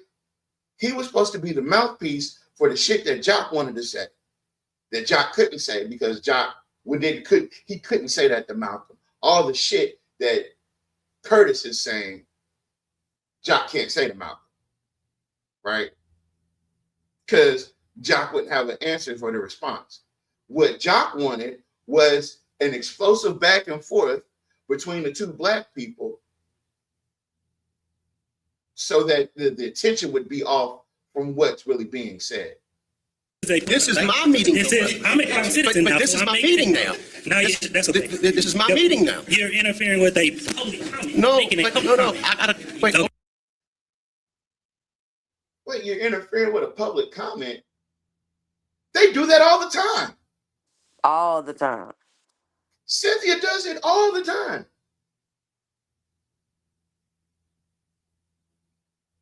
You thought you was special, didn't you, Curtis? You thought you was above the program, champ. Hold up. Go ahead. Point of order now. Go ahead. Wait a minute now. Private citizen making the comment. I understand. You steady talking. You must be up there really trying to impress with you. Jock must have promised you something. Because ain't no Stop way. stopping it. I'm not gonna sit there and fight that hard over something that doesn't matter to me because I am not on the Gator board anymore. So this really doesn't have any consequence to me. I'm not none of the developers that are coming in to bring up the Weiss and Gold Ring building. So this has no consequence for me. So what are you doing up there is the question. Go ahead. My question to you is, do you know how much money has been spent already on this building? Data standpoint? Yes. I don't think we paid any. When I was there, we didn't pay anything. Do you have an idea how much has been Let's spent? talk about it. So the contract, and correct me if I'm wrong, the language in it was that I think that was the concern from the language in the contract. However, a lot of negotiation to correct the language directly with the city was ongoing. So if there was a problem with the pay schedule or how the fees were being brought up, we had negotiations about that. So for example, if it was 1.3, there was no language saying how that was going to be paid. However, the door was open to construct that payment in the best way possible to ensure Gator had cash flow. So we're not paying 1 point whatever upfront. That was going to be stretched over a period of time. There was conversation about the ownership portion. On the other end, okay, when it's done, if it's sold, will Gator take over? Will we get a piece of that? All those were being discussed about the contract. So when it was voted back in 24, the contract was negotiated with the previous attorney. So when we came in 25 and we reread it, there was open dialogue about correcting anything that Gator felt that was incorrect. Pay schedule was one, ownership or operation was the second one. All that was in the works to ensure that the project went forward. And if Gator had the opportunity to own the project or operate the project or get portions of the lease or whatever, all that was being negotiated. So it was going to benefit not just Gator, but the city. When you talk about things like commerce, utilities, construction, lease options, all that. Now I can answer your question or whatever the comments are. I want to hear from the administration now. Mr. Lackman, just to answer your question, the city submitted request for reimbursement in May of 2025 at our board meeting. We put it on the agenda. One invoice was in the amount of $60,954.85, and the second one was in the amount of $50,000. That little sigh right there, shit. $52,573.25. So about 105,000 and 4,000? Okay. 111,000. And the board, it failed, or, it didn't pass. It didn't pass. No. 112 plus. 112 plus thousand? Okay. I was trying to listen. All right. Does the administration wish to talk about this? Sure. All right. We'll take some of the comments in order. Mr. Margon mentioned some things about the newspaper. I talked to Mr. Fowler about it. So in council meetings, if somebody is against something, it's usually that's how the room gets loaded. Most people who are sitting at home and are for things or whatever, the city business goes on, they don't come out. I recall the meeting well. The paper did correctly report that the people who took the mic were against. Let me say something.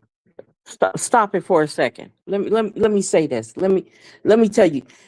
He cannot stand, a narcissistic cannot stand for you to say something critical about him, first and foremost. Now, he had to go back and talk about an article. That was a newspaper article that was written by a town talk person who was sitting in that room during that disagreement about them spending money on or taking that as a donation. Why would that even be relevant now? Why would that be relevant now? Why do you have to defend that? Why do you have to feel the need to have to correct what was said? It was a newspaper article. It was a published article. It was a published newspaper article. So why are you That's not even relevant. It really isn't for what's going on. He said basically that, the only time people report on things is when it's controversial. And this shouldn't have been controversial, but it was, right? Most of the people just sit on their ass and the business goes on what the fuck we want to do. Nobody knows the difference. Yeah. When everybody gets their tits all tingled, then they want to come up here and complain, and now it's in the newspaper. Typically, these things go by, nobody says anything. Because that's what he's been able to do so long, is nobody scrutinizing the things that they're doing. That's what it is. I'm sorry. I'm getting like you. No, get like me. It's okay. Let that hate out your heart. Let it out. What the paper didn't report, and what is obvious to anybody, was the tons of charrettes and Think Alex meetings that took about a year's worth of time, and all of the different public meetings throughout Spark, which had more inclusion and people from every walk, including council participants. The thing is, that Spark, all that shit was under his control. Yep. All of it. Those meetings weren't open meetings. They were, but it was definitely plants there. I'm sure there were plants there to speak highly of. I think that's a great idea. I think we should do this, because that's what he does. And what he does is he plants the seed. He comes back. He plants the seed, or he plants the person in the audience, like Ranson, or in this case, Curtis, right? Because Curtis was planted in this audience. If y'all don't know that Curtis was a plant in this audience, because Jock Roy knew that this was on the Legal Affairs Committee agenda. He had already chosen his do boy. And his do boy to go against Malcolm was supposed to be Curtis. But Curtis failed, right? So now Jock's having to run all these scramble plays. They're running up the middle. He's running up the side to the left. He's hiding behind linebackers. He's trying to find that. He's looking for a Hail Mary.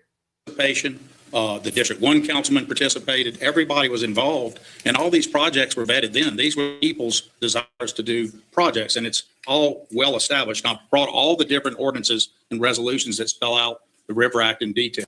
So you started this whole conversation by pretending you didn't know what the ordinance was, but somehow, prestigiously, you have a stack of ordinances related to it. This guy's a goddamn magician. So what Mr. Markham said is plucking out a truth from and then using it to tell a story or weave a tapestry that's untrue. Stop it, Tavares. See, this is what he does. See, perfect example.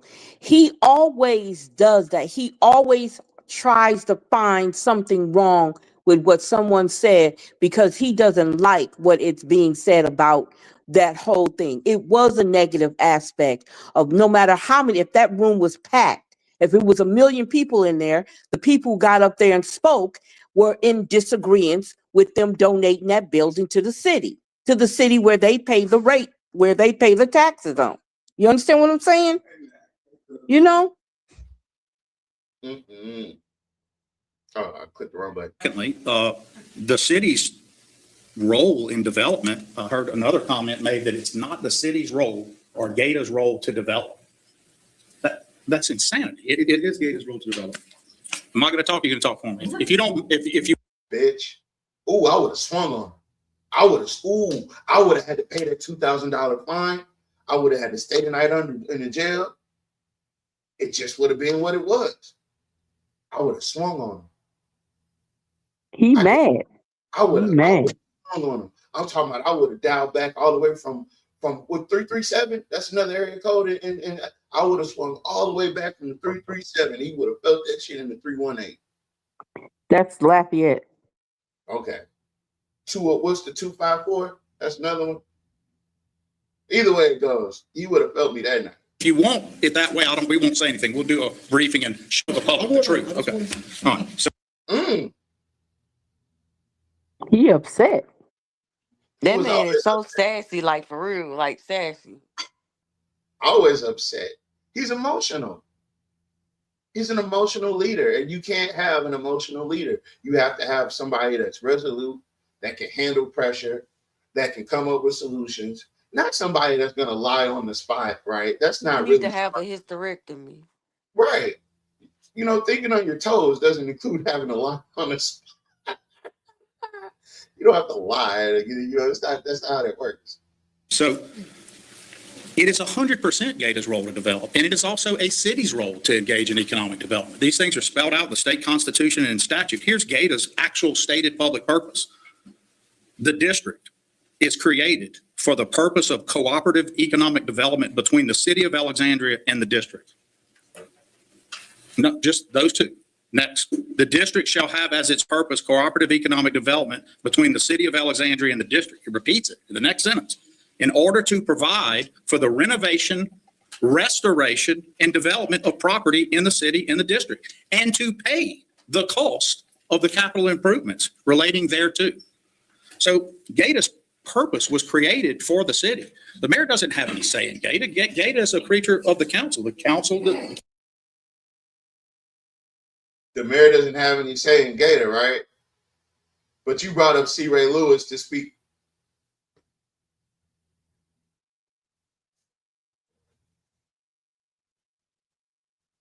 Determines who's on it. There's no mayoral participation in that. Our participation comes in the form of working together on that cooperative. He wanted to say sending them invoices. That's what he wanted to say. Our obligation is to make sure we get them invoices in. Engagement. And the idea that GATA is not for that purpose is crazy. It's also crazy the city isn't for that purpose. Here are some of the city's dalliances, if you will, into cooperative economic development downtown. One, the hotel that is now a Green Flag Holiday Inn was a city project that put it into commerce in the private sector when it was debilitated almost to nothing by its ownership at the time. What was the return on investment on that? Anybody know? It was free. Can anybody tell me how much the city of Alexandria made off of that investment? Mr. Porter, are you very familiar with that situation? Yeah, I'm very familiar with it. And I've shared that before, if some folks that might have been on the show a while back. But that building, we had a group of Black businessmen, investors out of New Orleans who came and put a bid in on the Holiday Inn building. Jack Roy, well, the city council, Roosevelt Johnson was president. They gave the mayor the authority to negotiate all matters related to that building.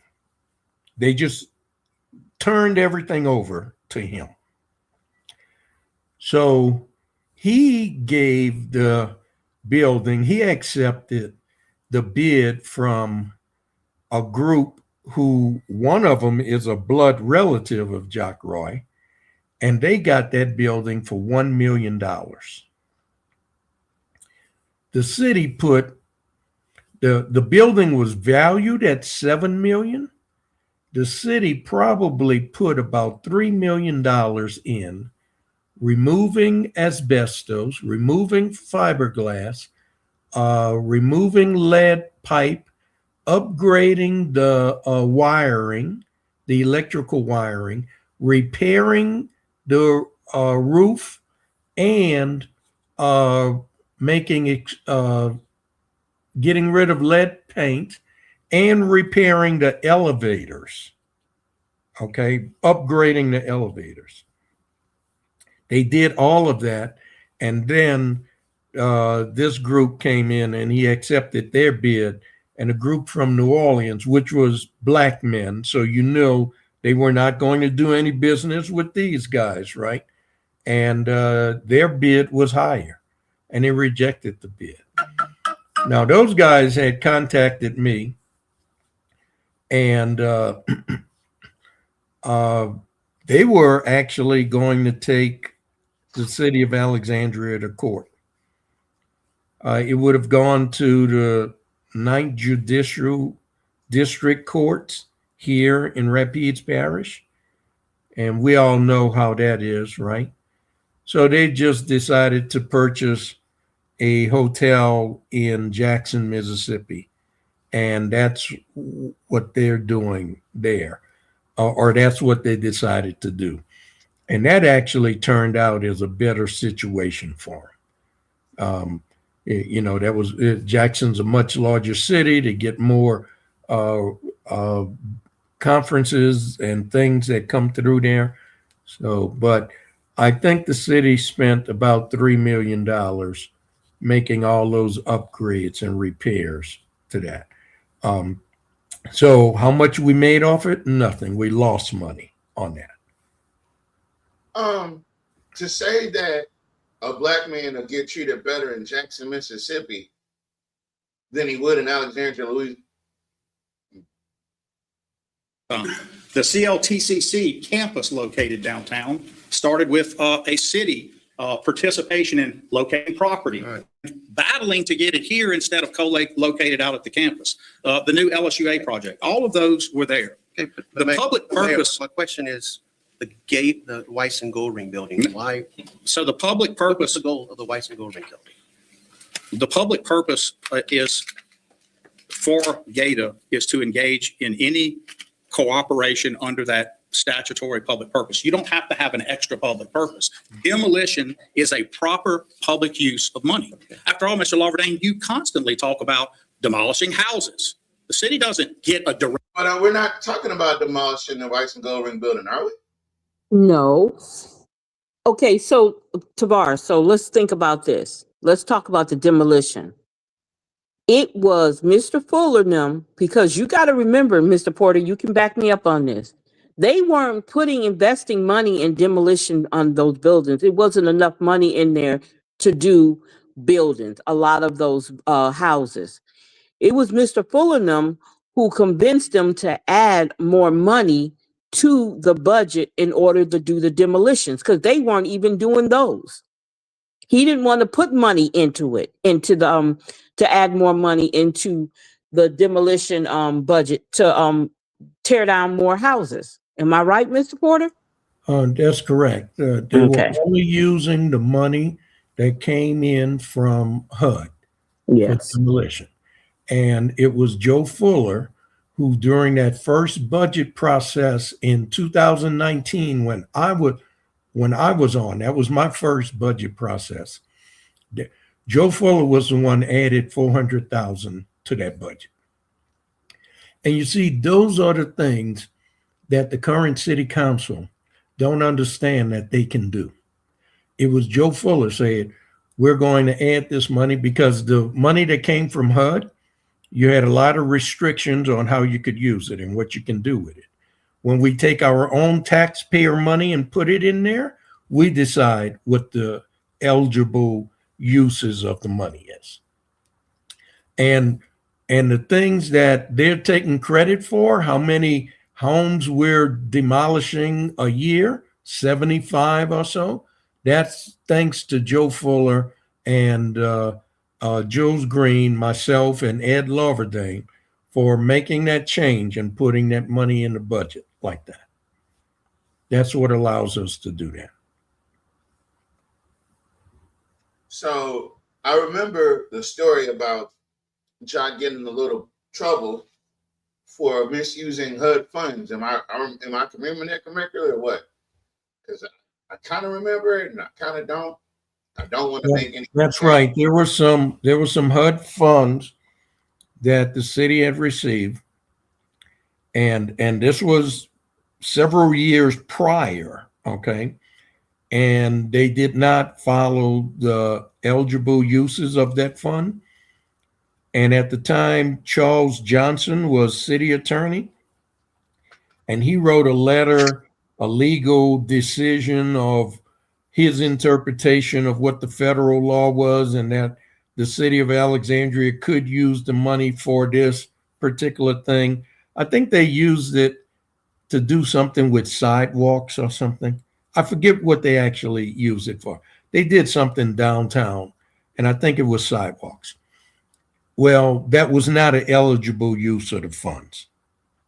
So after an audit, the federal government said, you have to pay us back that money plus interest. And so one of the first things I had to vote on when I was in office was approving, city council had to approve the money to pay back the federal government. And that was about $450,000. So it would seem as if, remember that allegation that Jock threw towards Jeff Hall about malfeasance in office and mismanaging money? It would seem as though that was an accusation that was really just a confession. He was projecting, if you will. Now, and the other thing is, when Jock did that, nobody highlighted that. Nobody highlighted that. Jeff didn't come across and say, because I believe Jeff was in office then.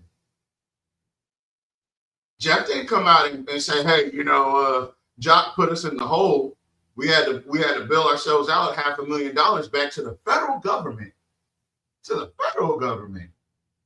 For misusing HUD money. Right? And if it were me and I found that out, I would have been plastering it all over the place. But, they were buddies, so they didn't go like that. But direct dollar back for that. The city gets, you may not like my answer, but I'm going to give it. The city gets value. Yep. I would have wrote the $2,000 check right then and there. I would have cashed up the $2,000 to my mama right then and there. Yeah, I'm going to jail tonight. I'm going to go to jail tonight. Oh, you not house for house when it's that water bottle and threw it at him. That still would have been assault. I don't care. It was assault. It's the closest thing to me. I would have been, what you say? It would have been a knock up your butt moment. We would have been on. We lose money. We go out and probably will never get that money back. But we do it on the bet and with the vision that if we clear out enough areas, as Gary has pointed out. So Mr. Porter, to your point, he says sometimes they win, sometimes they lose, but at least we play. You know what I mean? Exactly. That's exactly what he's saying. And he doesn't have no problem with saying it. I don't mind playing with your money, And just like with these utilities, you guys think we're winning with these utilities? It's a losing bet. Man, we are under our waters in this thing. But you know what? Sometimes you win. Sometimes it ain't my money. You know what I mean? If we do it in clusters and bundles, that we will open areas for development. We don't get a dollar for dollar back. Hey, you know how you save money on demolition? You know how you can move a certain address up the list without actually having to do anything? I'm gonna give everybody a chance to answer that. I'm just to answer. Y'all don't have to have the right answer, but just an answer. We'll start with Miss Alita. How do you think is the easiest way to move a certain building that's up for demolition? How do you move it up the list to be demolished? You burn it. All right, you burn it. That's one answer. Mr. Porter, would you like to answer? I can skip if you like. That's right. That brings it to the top of the list. If it catches fire and fire inspector says it's it's a hazard in the event that it might crumble, or if a storm came, then those are the ones that go to the top of the list. Okay, Miss Shambam, what do you think? They like to use the word deplorable, so I'll say deplorable condition. All right, what can you be more precise with that? Deplorable meaning what? The building got to be effed up. That's wait, no, because the list comes out every year. What can move a house up the list? Because they do it in order. And I know what they said. I didn't want to say the same thing that they said. yeah, you It just has to be in poor condition. Period. Couple right answers. You know, only a few right answers.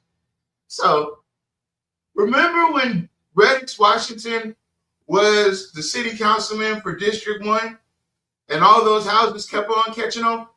Never mind. Remember when he tried to move back he tried to kind of dial back some of the rules and regulations on the houses in there? Never mind. Hey, you remember when he left office, all of him and his homeboys were all of a sudden in real estate? Never mind. We do it in the hope that development will occur. What's the plan for the Weiss and Goldring building? Is there a plan? 100%. But first we're going to, just like there was a bunch of... No, you see what I'm saying? Answer the question. What's the plan? Outline of a story here, we're going to show why we engage in demolition. Gata, years ago, engaged in a demolition of the Cavalier. Mayor. Mr. Lawbert, I'll do this at my briefing. I'm not going to be interrupted. I'm not going to be interrupted. I will do this in a closed meeting session where nothing I'm saying is actually official, but everything I'm saying is actually emotional. But what Malcolm is trying to get him to do is stay on track. He's not talking about all this extra stuff. And that's what Malcolm is he's not answering his questions. That's why Malcolm keeps trying to tell him, you're not answering my questions. If you're going to interrupt me, I can just do this shit on my own. It's not germane. Exactly. Forever. I think we broke them out of saying that. Oh, wrong screen. I'll invite everybody back to hear it where I'm not interrupted. If I don't, as the mayor of the city, who's elected at large, if I don't have the right or ability in this body to give an answer to a very serious thing, which is... You're not giving the answer, sir. That's what he's telling you. You're not giving the answer to his question. And you have an issue with that, which is fine. But just say you have an issue with your non-answer. Look, I'm trying to bullshit you, man. If you're going to not let me bullshit you, then I can just fucking leave. How about that? I don't got to be here. This is just a legal affairs committee. This is for you chumps outside. I ain't doing this. Your attempt to undo an ordinance that already a contract that's valid and was unanimously voted for by Gata was signed, and I might add, as a lawyer, was detrimentally relied on because the public purpose which is approved, and which is not a gratuitous donation by any stretch. Is it a gratuitous donation? I guess Mr. Kiss, is it a gratuitous donation? I guess there's... What a shame. Jonathan Goins, you are a do-boy. What does he have on you that all he has to do is yank your chain and you'll agree? You got 3 lawyers up there sitting there lying, knowing they lying. I mean, nobody told Jonathan to apply for the job either. You know what? I think he did make him come back. I ain't gonna lie. He made him come back. He needed a black person on his left, and he needed a black person on his right, because he completely planned on screwing everybody over. Because guess what? When he gets in a pickle with black folks, never mind. too large. But what's the plan? What is the plan for the To make the building ready for development, as the former chairman just very eloquently outlined, which is a public purpose. He got his kudos. You know what? I'm not going to hold y'all. Yeah, this was my point. Right? Because C. Ray Lewis was doing all this for a pat on the head. Right? All this for a pat on the head. And since Curtis feels like he's ready for the big leagues, we're going to put him to the test. Yeah, Jim. It's your turn. Are you ready? Right? Ms. Angie Bernardo got on that microphone at the city council meeting and lied and said I did not circle back with her. Because this was 2 weeks after this, right? They were doing the update and she said that he did not circle back with her. Her exact words. So he goes on this one-sided tirade, right? You're supposed to be this super important person. You can't even get more than 2 comments, and you can't get more than 6 reactions, right? Which is simply not true. Not only is it not true, she responded back to me through a public email. Crazy how people like to pick and choose what information they state and what information they withdraw or withhold. And this is who y'all are trying to protect? Yeah, that's right. Yeah, take that black lady down. She called me a liar, even though I am one. But yeah, let's all rally around the idea that poor Curtis can't defend himself from a lie. That's not a lie. She was telling the truth, Curtis. But this is my type game to play. Oh, is it? Games of wolves out here. The big bad wolf. Let's play it. So let me show you something. Now, this is the other thing, right? Because who all did Jock have a problem with at that meeting? We were just watching. Was Jock and Malcolm having an exchange where Jock was going to damn near jump across the table and tell Malcolm to shut the fuck up and let me finish talking. So instead of doing that, this is what Lewis did. If you decide to speak on me tonight, make sure it's all facts, sir. Thank you for your attention.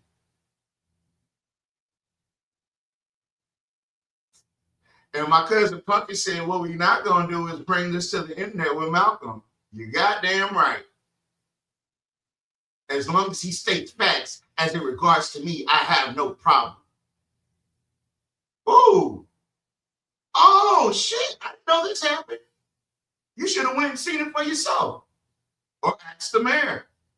He said, how do you know I was not there and seen it for myself? Because I have eyes everywhere. Wasn't y'all supposed to meet? Did you show up? The mayor was in Baton Rouge asking for more money, and you're not even supposed to be in the city meetings. You're not a contracted employee or a city employee. Now have a blessed night, Bookie Butt. He said, show me the policy that supports this comment. Damn. Somebody called it. Oh, let me go back in here. Hold on. Hey, cousin. Hold on. Hey, cousin. That's how petty I am. I got time. I promise you. If we don't have time, we'll make time. And now, on the bigger and better things. Right? So, what is he doing here? Stop by Forever Fitness to talk all things Reignite and receive feedback from those who are making local investments in Alexandria. All things Reignite? All things Reignite? Who do you work for? You feel me? Beautiful family, by the way. It just sucks that you're a sellout. It really does. What's going on? It sucks that you turned out to be who you are, sir. And I'm not taking a jab at you, but I got to find this post. I mean, listen, people need to know these things, right? Because the first thing I told you is that I also run a platform, and I want the most accurate information. I don't want to dwell in conjecture. I want to be factual. So I made a formal public request to the Greater Alexandria Economic Development Authority for any and all recent unedited and unaltered email exchanges between I and the executive director. The purpose is to verify the accuracy and context of a recent statement the executive director made on record at the 21st April Legal Affairs Committee. This is the show that we're watching now. By the way, a meeting that was attempted to be held with just 1 day's notice. Oh, wait. In the statement, the executive director stated, I, Curtis, never responded or followed up to a request to meet regarding projects between Gator and the city. There is your first problem. See, you're not an agent of the city. So if you would have showed up to the meeting, it wouldn't have mattered anyway. You're arguing a non-point. Literally. By the way, a meeting that was attempted to be held on just 1 day's notice. The facts. What Ms. Bernardo intentionally did not state on the record during the Legal Affairs Committee is that I provided a vetted multi-project working proposal as an alternative to the Weiss and Goldring project to review prior to the meeting. No, what he's saying is, Jock gave me this paper to give y'all, but he didn't want to show up, so it was me. And I came to argue on his behalf that these are good projects. And who vetted them? You talking about who vetted them? In which I called 13 people to get their feedback on. Who's the 13 people? The 13 bloodlines? What do you fucking call it, Illuminati? I requested from Gator any proposals or informationals on potential projects of interest in which Gator had no written proposal or information, but was still in the brainstorming phase and wanted to discuss the ideas. First off, they didn't owe you anything. So you getting mad about them not providing you something you're not even owed. You sound entitled, is what you sound like. A 1 day's notice is not enough time to put together a meeting of this level, so I provided several availabilities to include right up to the start of the Legal Affairs Committee. And we see some other exchanges. Well, I don't know what that means. Well, I have these emails myself. A public records request will make this post valid and reliable. Because other than that, it's full of shit, right? And I do not like liars and those who attempt to deceive by omitting critical details. And the ED of Gator is on record for providing misleading information. After all that I did for you, very disappointing. This is the big leagues, ma'am. Thank you for your attention to this matter. Have a great day. So we got some straightening to do, right? We got some a little bit of straightening. We got some straightening to do. I said, and this is me, in case you guys don't know, I'm the guy with the try me button. Try me. Or you could have just posted the email yourself. Why go through the trouble of a request when you have the alleged information already? If this was the big leagues, your boss would have addressed this and not you. I'm just saying. He said, I consulted with my boss and gave myself permission to handle it the way I see fit, but she still lied. That's a dumbass fucking, you haven't been in a lot of verbal altercations in your life. I said, well, I am under the assumption that you work for Jock, seeing as how he made you get up and address an issue you had already stated you didn't want any involvement by saying, don't put me in that. That's exactly what we're talking about tonight. In a matter of minutes, you were summoned to be put in that. So obviously, that wasn't a spontaneous change of heart. It was so ordered. So he goes and tags Malcolm. And then he goes on this whole thing all over again. Dr. Lewis never followed up. Dr. Lewis responds to Curtis, in response to an attempt to hold a critical meeting with just 1 day's notice on the 17th April 2026. Mind you, the city council meeting isn't until the 21st. Omitting all information, especially in an attempt to paint a negative picture of me, someone who protected you. You know, when y'all send that stuff, it's come up on the right? Stop sending stuff in the chat.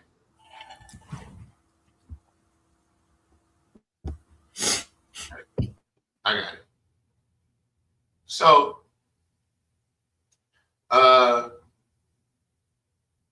additional fact, Ms. Bernardo replied all to this email regarding not being available for any of my suggested times and that you all wanted to meet with someone else during the business hours. And they're entitled to that.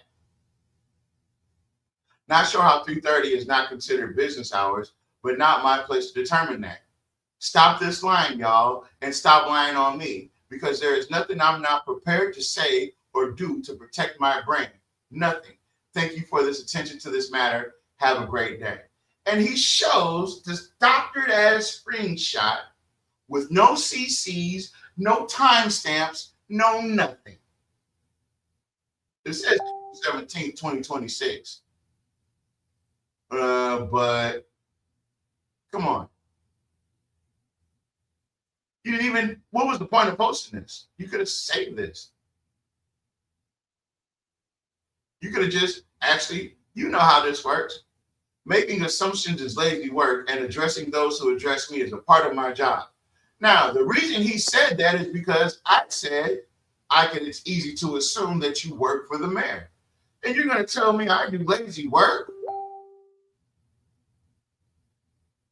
I said, well, since assumptions are lazy work, clear the air and correct me, oh fearless leader.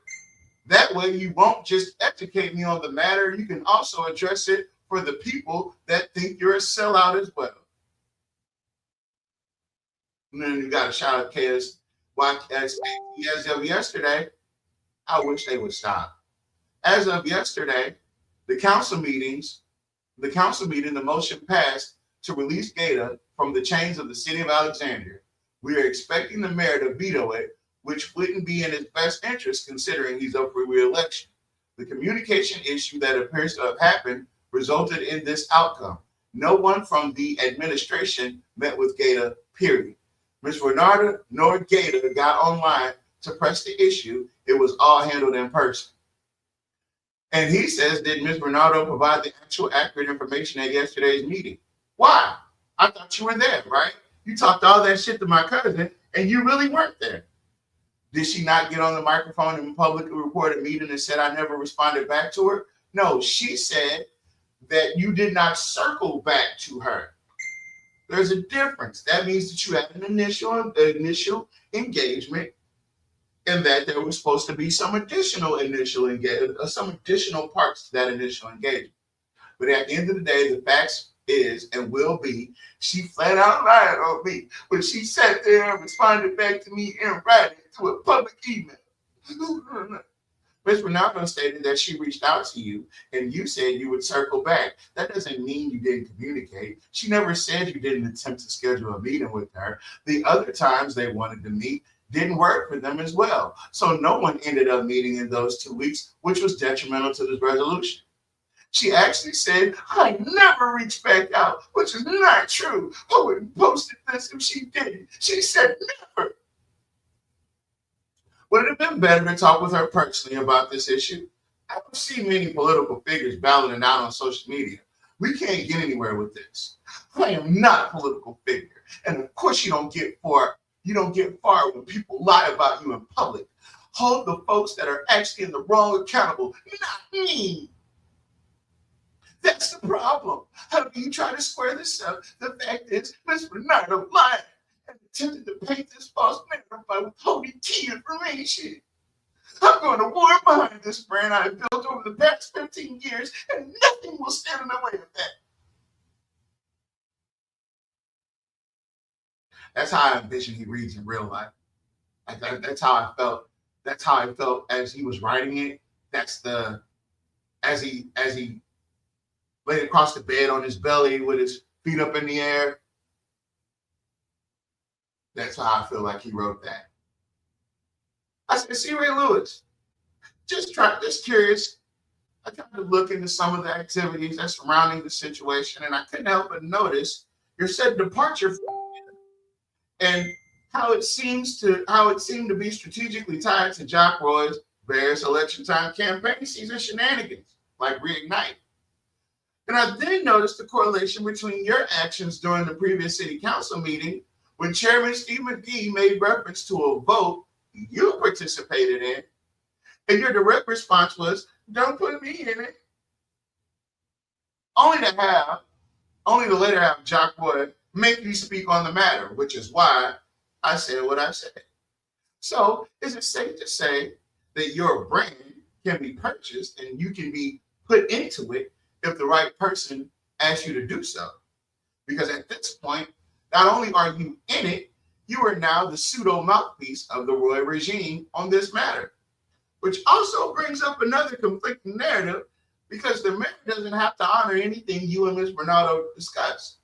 As far as I know, there are rules in place that prevent you from being any kind of authorized personnel who is able to speak on or do business on behalf of the city of Alexandria. I take a personal interest in this matter because I too have a platform, hi guys, where we inform the public on the happenings of the city. And if you were a new arm of the Roy administration, I value being precise in my approximations. Thank you for your attention to this matter, as the conclusion could be reasonably drawn that you are doing Jock Roy's dirty work against Black people that Jock equates to as a foe, sees as an enemy or an obstacle. As he vehemently stated, it's not Gator's money, it's my money. As you said, this is the big leagues. And if you haven't been placed under public scrutiny before, your actions in this matter have certainly highlighted some inconsistencies. The best leader is a transparent one. And do you know, he chose not to respond. I wouldn't either. Curtis. I would leave that shit right where it's at. Because apparently, you're not who you say you are. Apparently, you have an issue with people pointing out how you look in the public eye. And you want to maintain this fake air of what you want people to think of you. In reality, you look like the total opposite, Curtis. I would tell you to do better, but you wouldn't listen to me because my name's not Jock Roy. So there's no need for me to say do better. You're not capable of it, at least not from anybody like me that's easily pointing out the inconsistencies. That's all. You can't get mad because people notice inconsistencies. How'd you go from not being in it to having a whole conversation? How'd you go from not being in it to this? Hold on. You went from not being in it to this.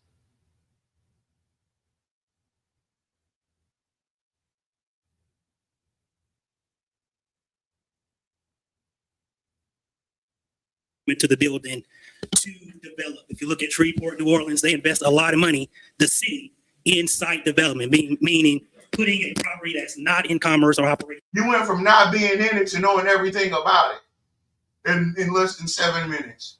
Give me a break, bro. Give me a break. Like I said, you're gonna have to wear that. You're gonna have to wear it like an albatross, as my good friend Mr. Porter likes to say. You're gonna have to wear it like an albatross, champ. Yeah, you got a scarlet letter now. Now you got your scarlet letter. I hope it was worth it. What he said about New Orleans is not true. I'm not that familiar with. I'm not that familiar with Shreveport, but New Orleans has economic development associations. One is regional, one is multi-parish, and one is strictly for the city of New Orleans. Those are the ones that take care of that. New Orleans don't put money into these buildings. They assemble different organizations as well as private investors and get them to do it. So what he is saying is not true about New Orleans. Now Shreveport, I don't know. I've never looked into how they handle buildings like that. Thank you, Mr. Porter. Let me see if I can skip ahead through some of this. All right. But Mayor, we're the stewards of the people's money, though. This council. We are, and so Gator stiffened the citizens on its bill as a. Oh no! He said Gator is stiffing the citizens on a bill. Oh no! So the money doesn't belong to Gator anymore; it belongs to the citizens. I'm confused. I'm totally confused. Steward, we're going to get to the bottom of that. Why do we want Gator's money? Because Gator's money is for the use of the city in development. As I just read, it's not Gator's money. It's my money. And you're. You know what, folks? that must have been your favorite part. You came back. What's going on? We'll run that back? Oh, okay, I got it. Because you can't do that. As you know, we've taken an action in reliance on it in good faith based on a statute that says Gator was designed for that purpose. So that leaves us in this position of why is this ordinance, why even do this way? But Mayor, we're the stewards of the people's money, though. Is this council? We are, and so Gator stiffened the citizens on its bill. As a steward, we're going to get to the bottom of that. Why do we want Gator's money? Because Gator's money is for the use of the city in development. As I just read, it's not Gator's money. It's my money and your money and his money and his money and her money. It's my money as a taxpayer. But guess what? It didn't get generated by a property tax here. That's the beauty of it. It got generated, some by people staying in hotels here. They can live here. Mardi Gras balls, people live here and stay in a hotel that night. But mostly it's generated by, if we're doing our job, out-of-town people. And that out-of-town money comes into Gator for the sole purpose of aiding the city in development for the city. And so if Mr. Porter. I encourage everybody to read the statute, and he has that wrong. The Gator was commissioned to do economic development for inside the city of Alexandria, not the projects that the mayor cite, and they're not a subsidiary of the city of Alexandria. They are a separate entity. They have their own separate taxing authority, which is what Jack Roy does not like. And they have the right to decide how that money is used. Now, if they're not doing what the statute states, economic development inside the city of Alexandria, then they are in violation of the statute. But as long as they're doing that, they don't have to do the projects that Jack Roy tell them, you need to put your money towards this project, or I'm taking your money to put it towards this project. They're a separate entity, and they're not a subsidiary of the city of Alexandria. Is that what is that the? It sounds like that he thinks that they're a subsidiary. That's the way he's explaining it. It sounds like that Gator belongs to the city of Alexandria. Exactly. That's his interpretation of that. That is not what the statute states. If Now, Gator, for example, Gator can cooperate with the city. They can partner with the city, or they could partner with the parish or the state, or they could partner with a private entity. So they are not joined by the hip to the city of Alexandria municipal government. I do have, let me go some more. has a bunch of the money it uses, it'll have a group come in and it'll say, we're going to give you money to come. We're going to pay for meals. and we're going to offset room costs and all that. I'd ask you what's more gratuitous. The offsetting of the very thing you want to bring people to do, which is increase taxes, or a project that would demolish a dangerous building or part of it and get it ready for development when you know if you took that cost off of people, as Dr. Lewis said, you would then have a gap brought down where someone in the private sector would say, now I don't have to pay for the asbestos abatement. Now I don't have to pay for all the other stuff. Well, you don't say now I don't have to pay for it. They're used to paying for it. It's a part of doing business. It's a part of doing, it's the cost of doing business, like in the literal sense. That's right. That's right. So a company have to decide whether or not it's worth it, and if it's not worth it, then forget about it. But now keep in mind, this building was slated for demolition, right? In the beginning. This Wise and Goldring building was slated for demolition. And now he wants to go in and spend all the taxpayer money to upgrade it so that he can pass it off to his good old boys.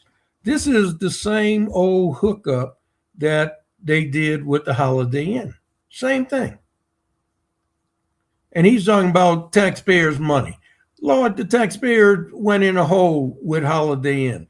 And now he wants to do the same thing here. And by the way, he did the same thing with the incubation building.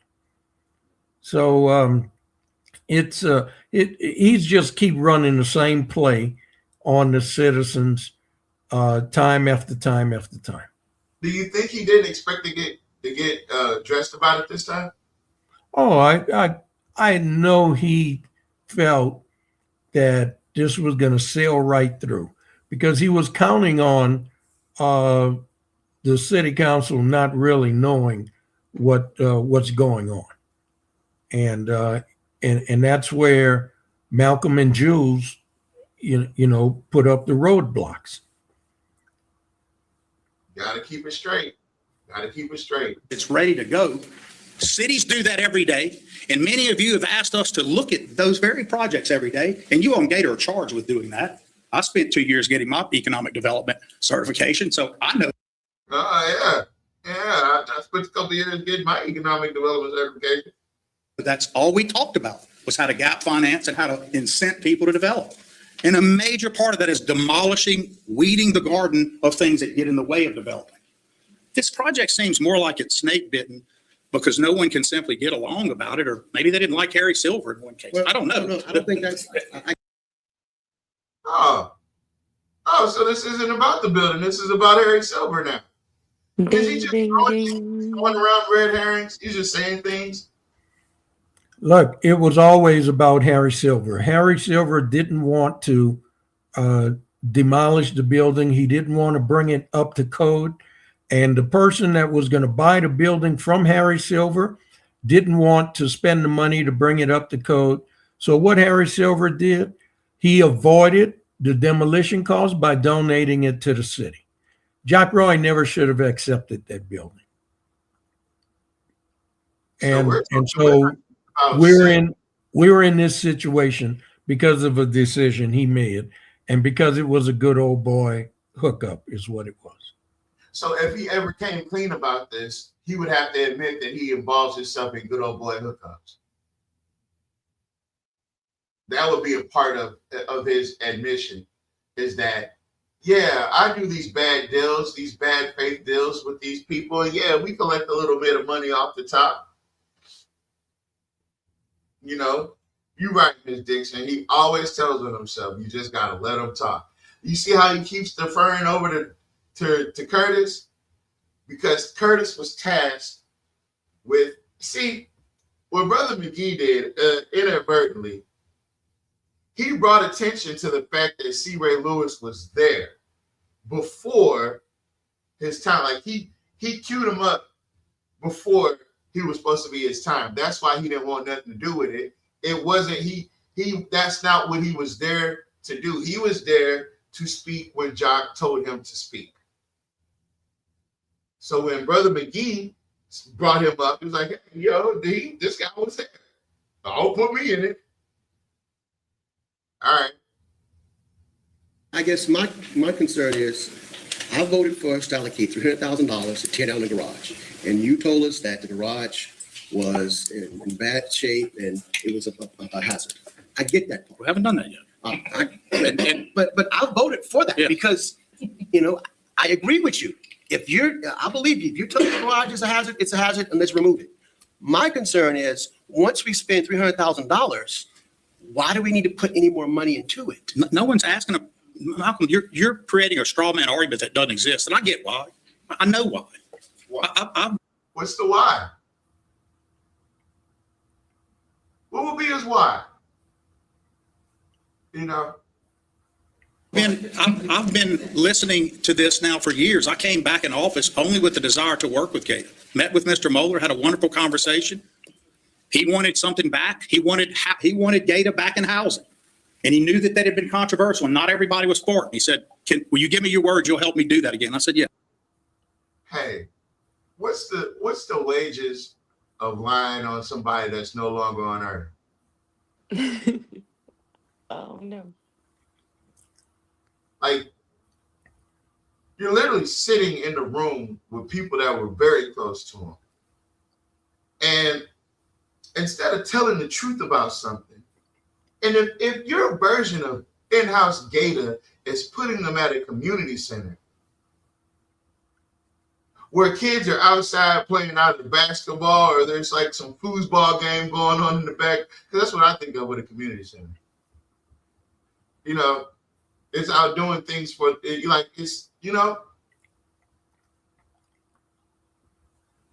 just no type of respect is what I'm saying. He wanted to reform the giving of money to organizations. He wanted a new way to do it. I said, he said he wanted to reform the way of giving money to organizations. So he just wanted to stop giving money out to the organization. Yeah, because they were not getting a return on the money. Look, Gator gets their money from hotel motel tax. Okay.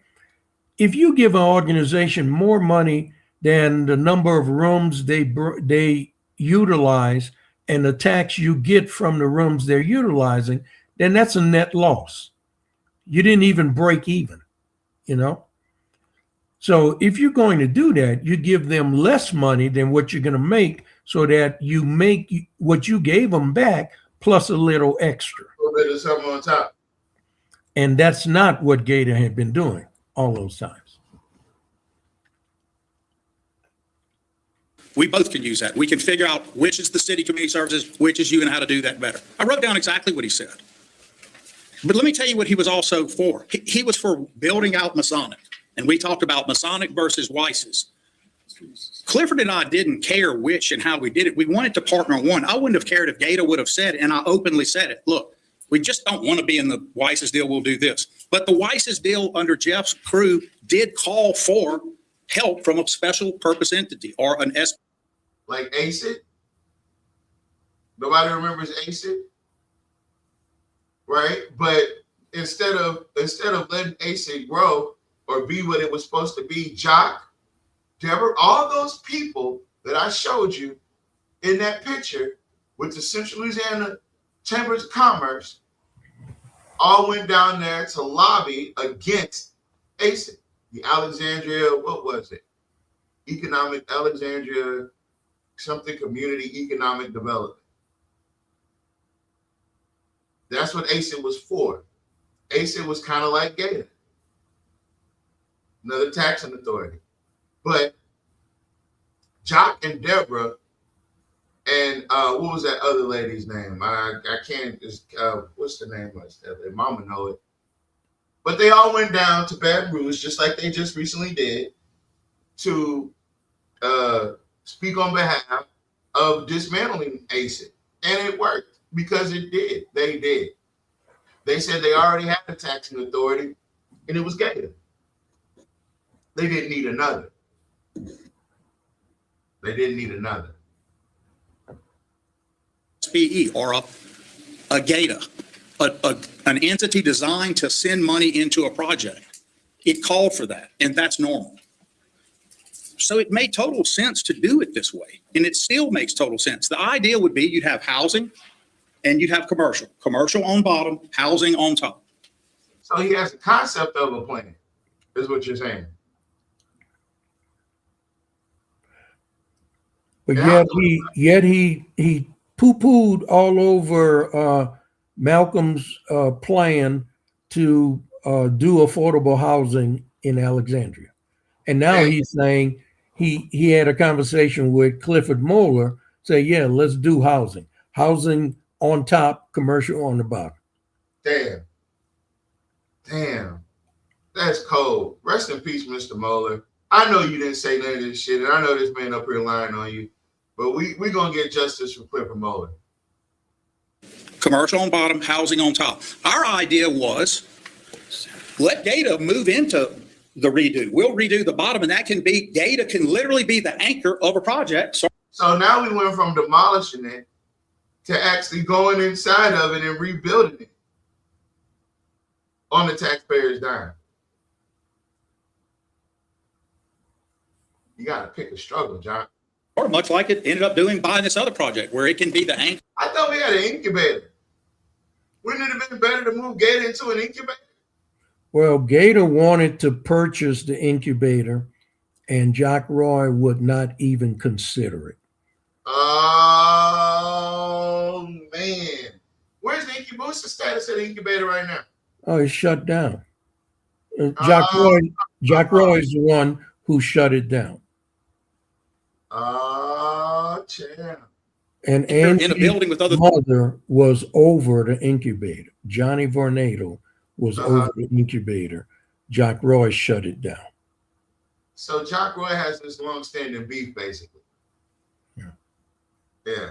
All right. Things. That was our idea. We didn't have to have that, Mr. Lawverdane. Those are ideas and how development occurs. But this false idea that's being thrown out in political season by political. Yo, wait a minute. Is he leaning up? Did he lean up? This motherfucker shaking the table. Political operatives for political candidates. This is what. Okay, so who is he talking about? I don't know. Why do concerned citizens have to be political operatives? So the political season, political operatives throwing it out for political candidates. What candidates? Who are the operatives? He got PTSD or something. He's scared himself? You think he's scared himself? Yeah, he's schizo. So all the people that came up and speak. Everybody, including Steve McGee. They were political operatives for political candidates. Which candidates are they from? Are they for? And who are the candidates? It's not even time to now. It's not even qualifications. Y'all did something to that man. Y'all gave that man PTSD. He had flashbacks. Something happened to him. It must have been the campaign before last. Y'all did something to him because he had flashbacks. He got the flinching and some more shit. Silliness comes in this room for, right? Yeah, right. Because if they're black and they're speaking out on behalf of something that you're against, obviously it's silly. Right? Just tell us you're a racist without saying you're a racist. You know what I mean? You got black Du Bois. You're surrounded by black Du Bois. I mean, come on. You're your own source material. Like you're your own fact checker. Like, come on, bro. The idea that developments occur where you have a set deal and then a set response. We give this, we know that there'll be a deal tomorrow. That's not true. We have deals fall through all the time. We have deals fall. We have deals. We make bad deals all the time. We make bad deals all the time, folks. Fall through at the LED level every day, but we keep chasing the deals. There's no risk to the public. We keep on spending the money to do it. Public here because the building was donated and still we have less public money in it than the donation. We can still go sell it if that's what you want to do. So you'll note I took it out of your priority one budget because I can tell the council doesn't have much stomach for what should be a good project. Should be the last building down here in this area that we ought to really be focused on doing something with. And so that's what our response is. Proper purpose publicly, non-gratuitous donation, because we get something for it. You have a building ready for development. It adds tax dollars, property and sales tax. If people are living in that building, no one lives downtown right now, right? If people. What's the soonest you think that we can start getting a return on that investment? No, we're not going to get a return on that investment. You're just not. Now, didn't Steve McGee say the last appraisal on that building was $400-something thousand? Yeah. Why would you spend $1.25 million on something that's worth $400,000? You'll never get your money back. 3 times this amount, that is what it's worth. Yeah, you'll never get your money back. But it's with Gator's money, so it doesn't really matter to him. That's right. People are living in that building. What does that create the need for next? With the facilities, things follow where people live. All right, Ms. Restaurants, other retail, a grocery, all of those things come. I see Mr. Wilhelm's in here. I know that DARE for years talked about the need for a mixed use building. Mixed use would be the perfect thing for that building. But you have to get there. But there's a published plan. It's been published on. You can go see it anytime. That's what I want to know. I don't like all this hostility. And look, and if you had a plan, produce it. There's a published plan. That's the third time he referred to the plan without producing it, and he still can't tell you what are the parts of that plan. Yeah. The problem is, you've got to go look at the plan. Mr. Porter, there's your answer. And where is the plan? I have it right here. Oh, there it is. How come? And why is he the only one that have it, Mr. Porter? There you go. You took the words out of my mouth. Right there. But you're going to cut me off when I take you through how detailed it is, because there's going to be. I want to cut you off anyway. I just don't. It's just every time you say something, it just seems like you're lying. Some folks that resent how detailed the plan is. They shouldn't, but they. He said there's some people that they're mad at how detailed this is. They resent me for being this detailed. I should have been more vague, but I was too specific. But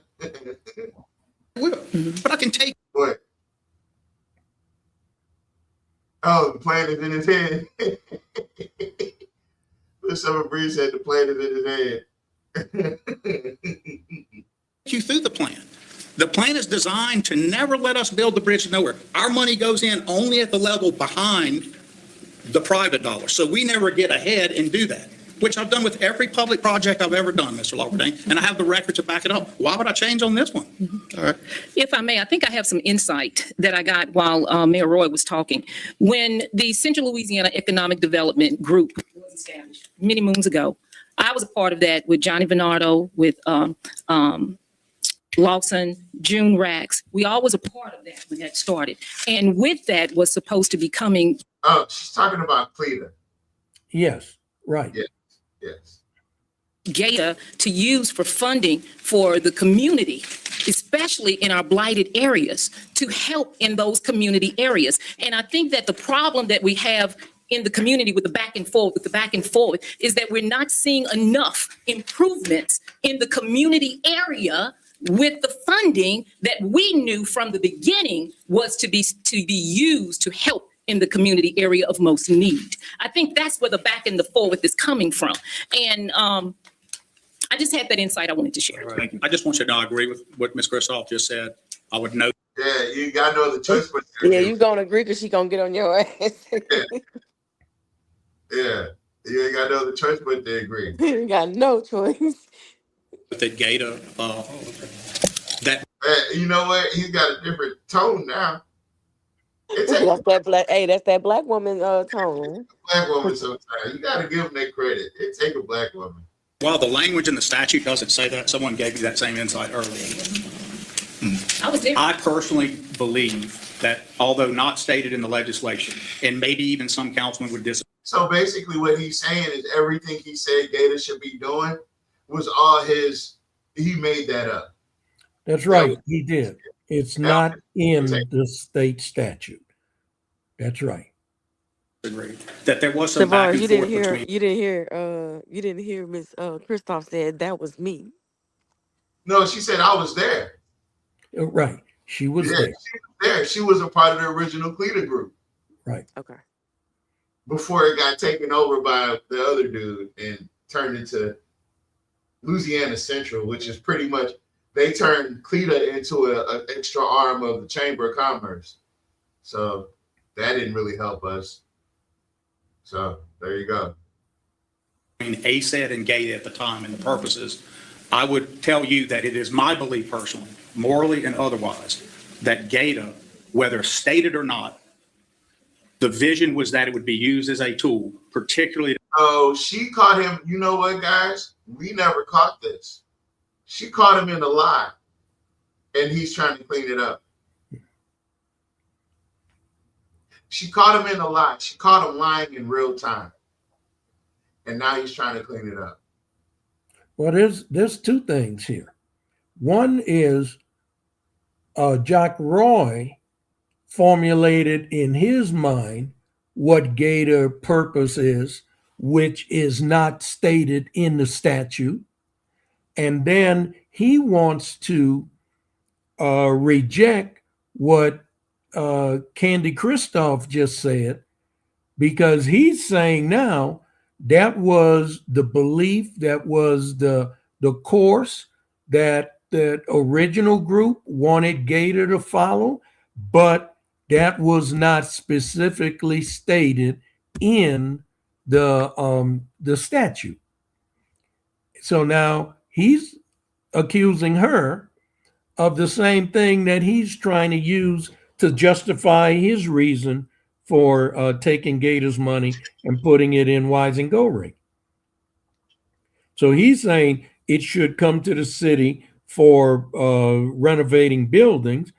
And Candy is saying when it was created and brought locally, they decided it was going to go into blighted communities. And it doesn't state that in the statute, nor does it state that Gator money is solely the property of the city of Alexandria to be used at the mayor's disposal. So he's speaking with a forked tongue. To help communities that had not been involved in major economic development for various reasons, and let me be specific, African-American aspects of our community. And moreover, what were the various reasons?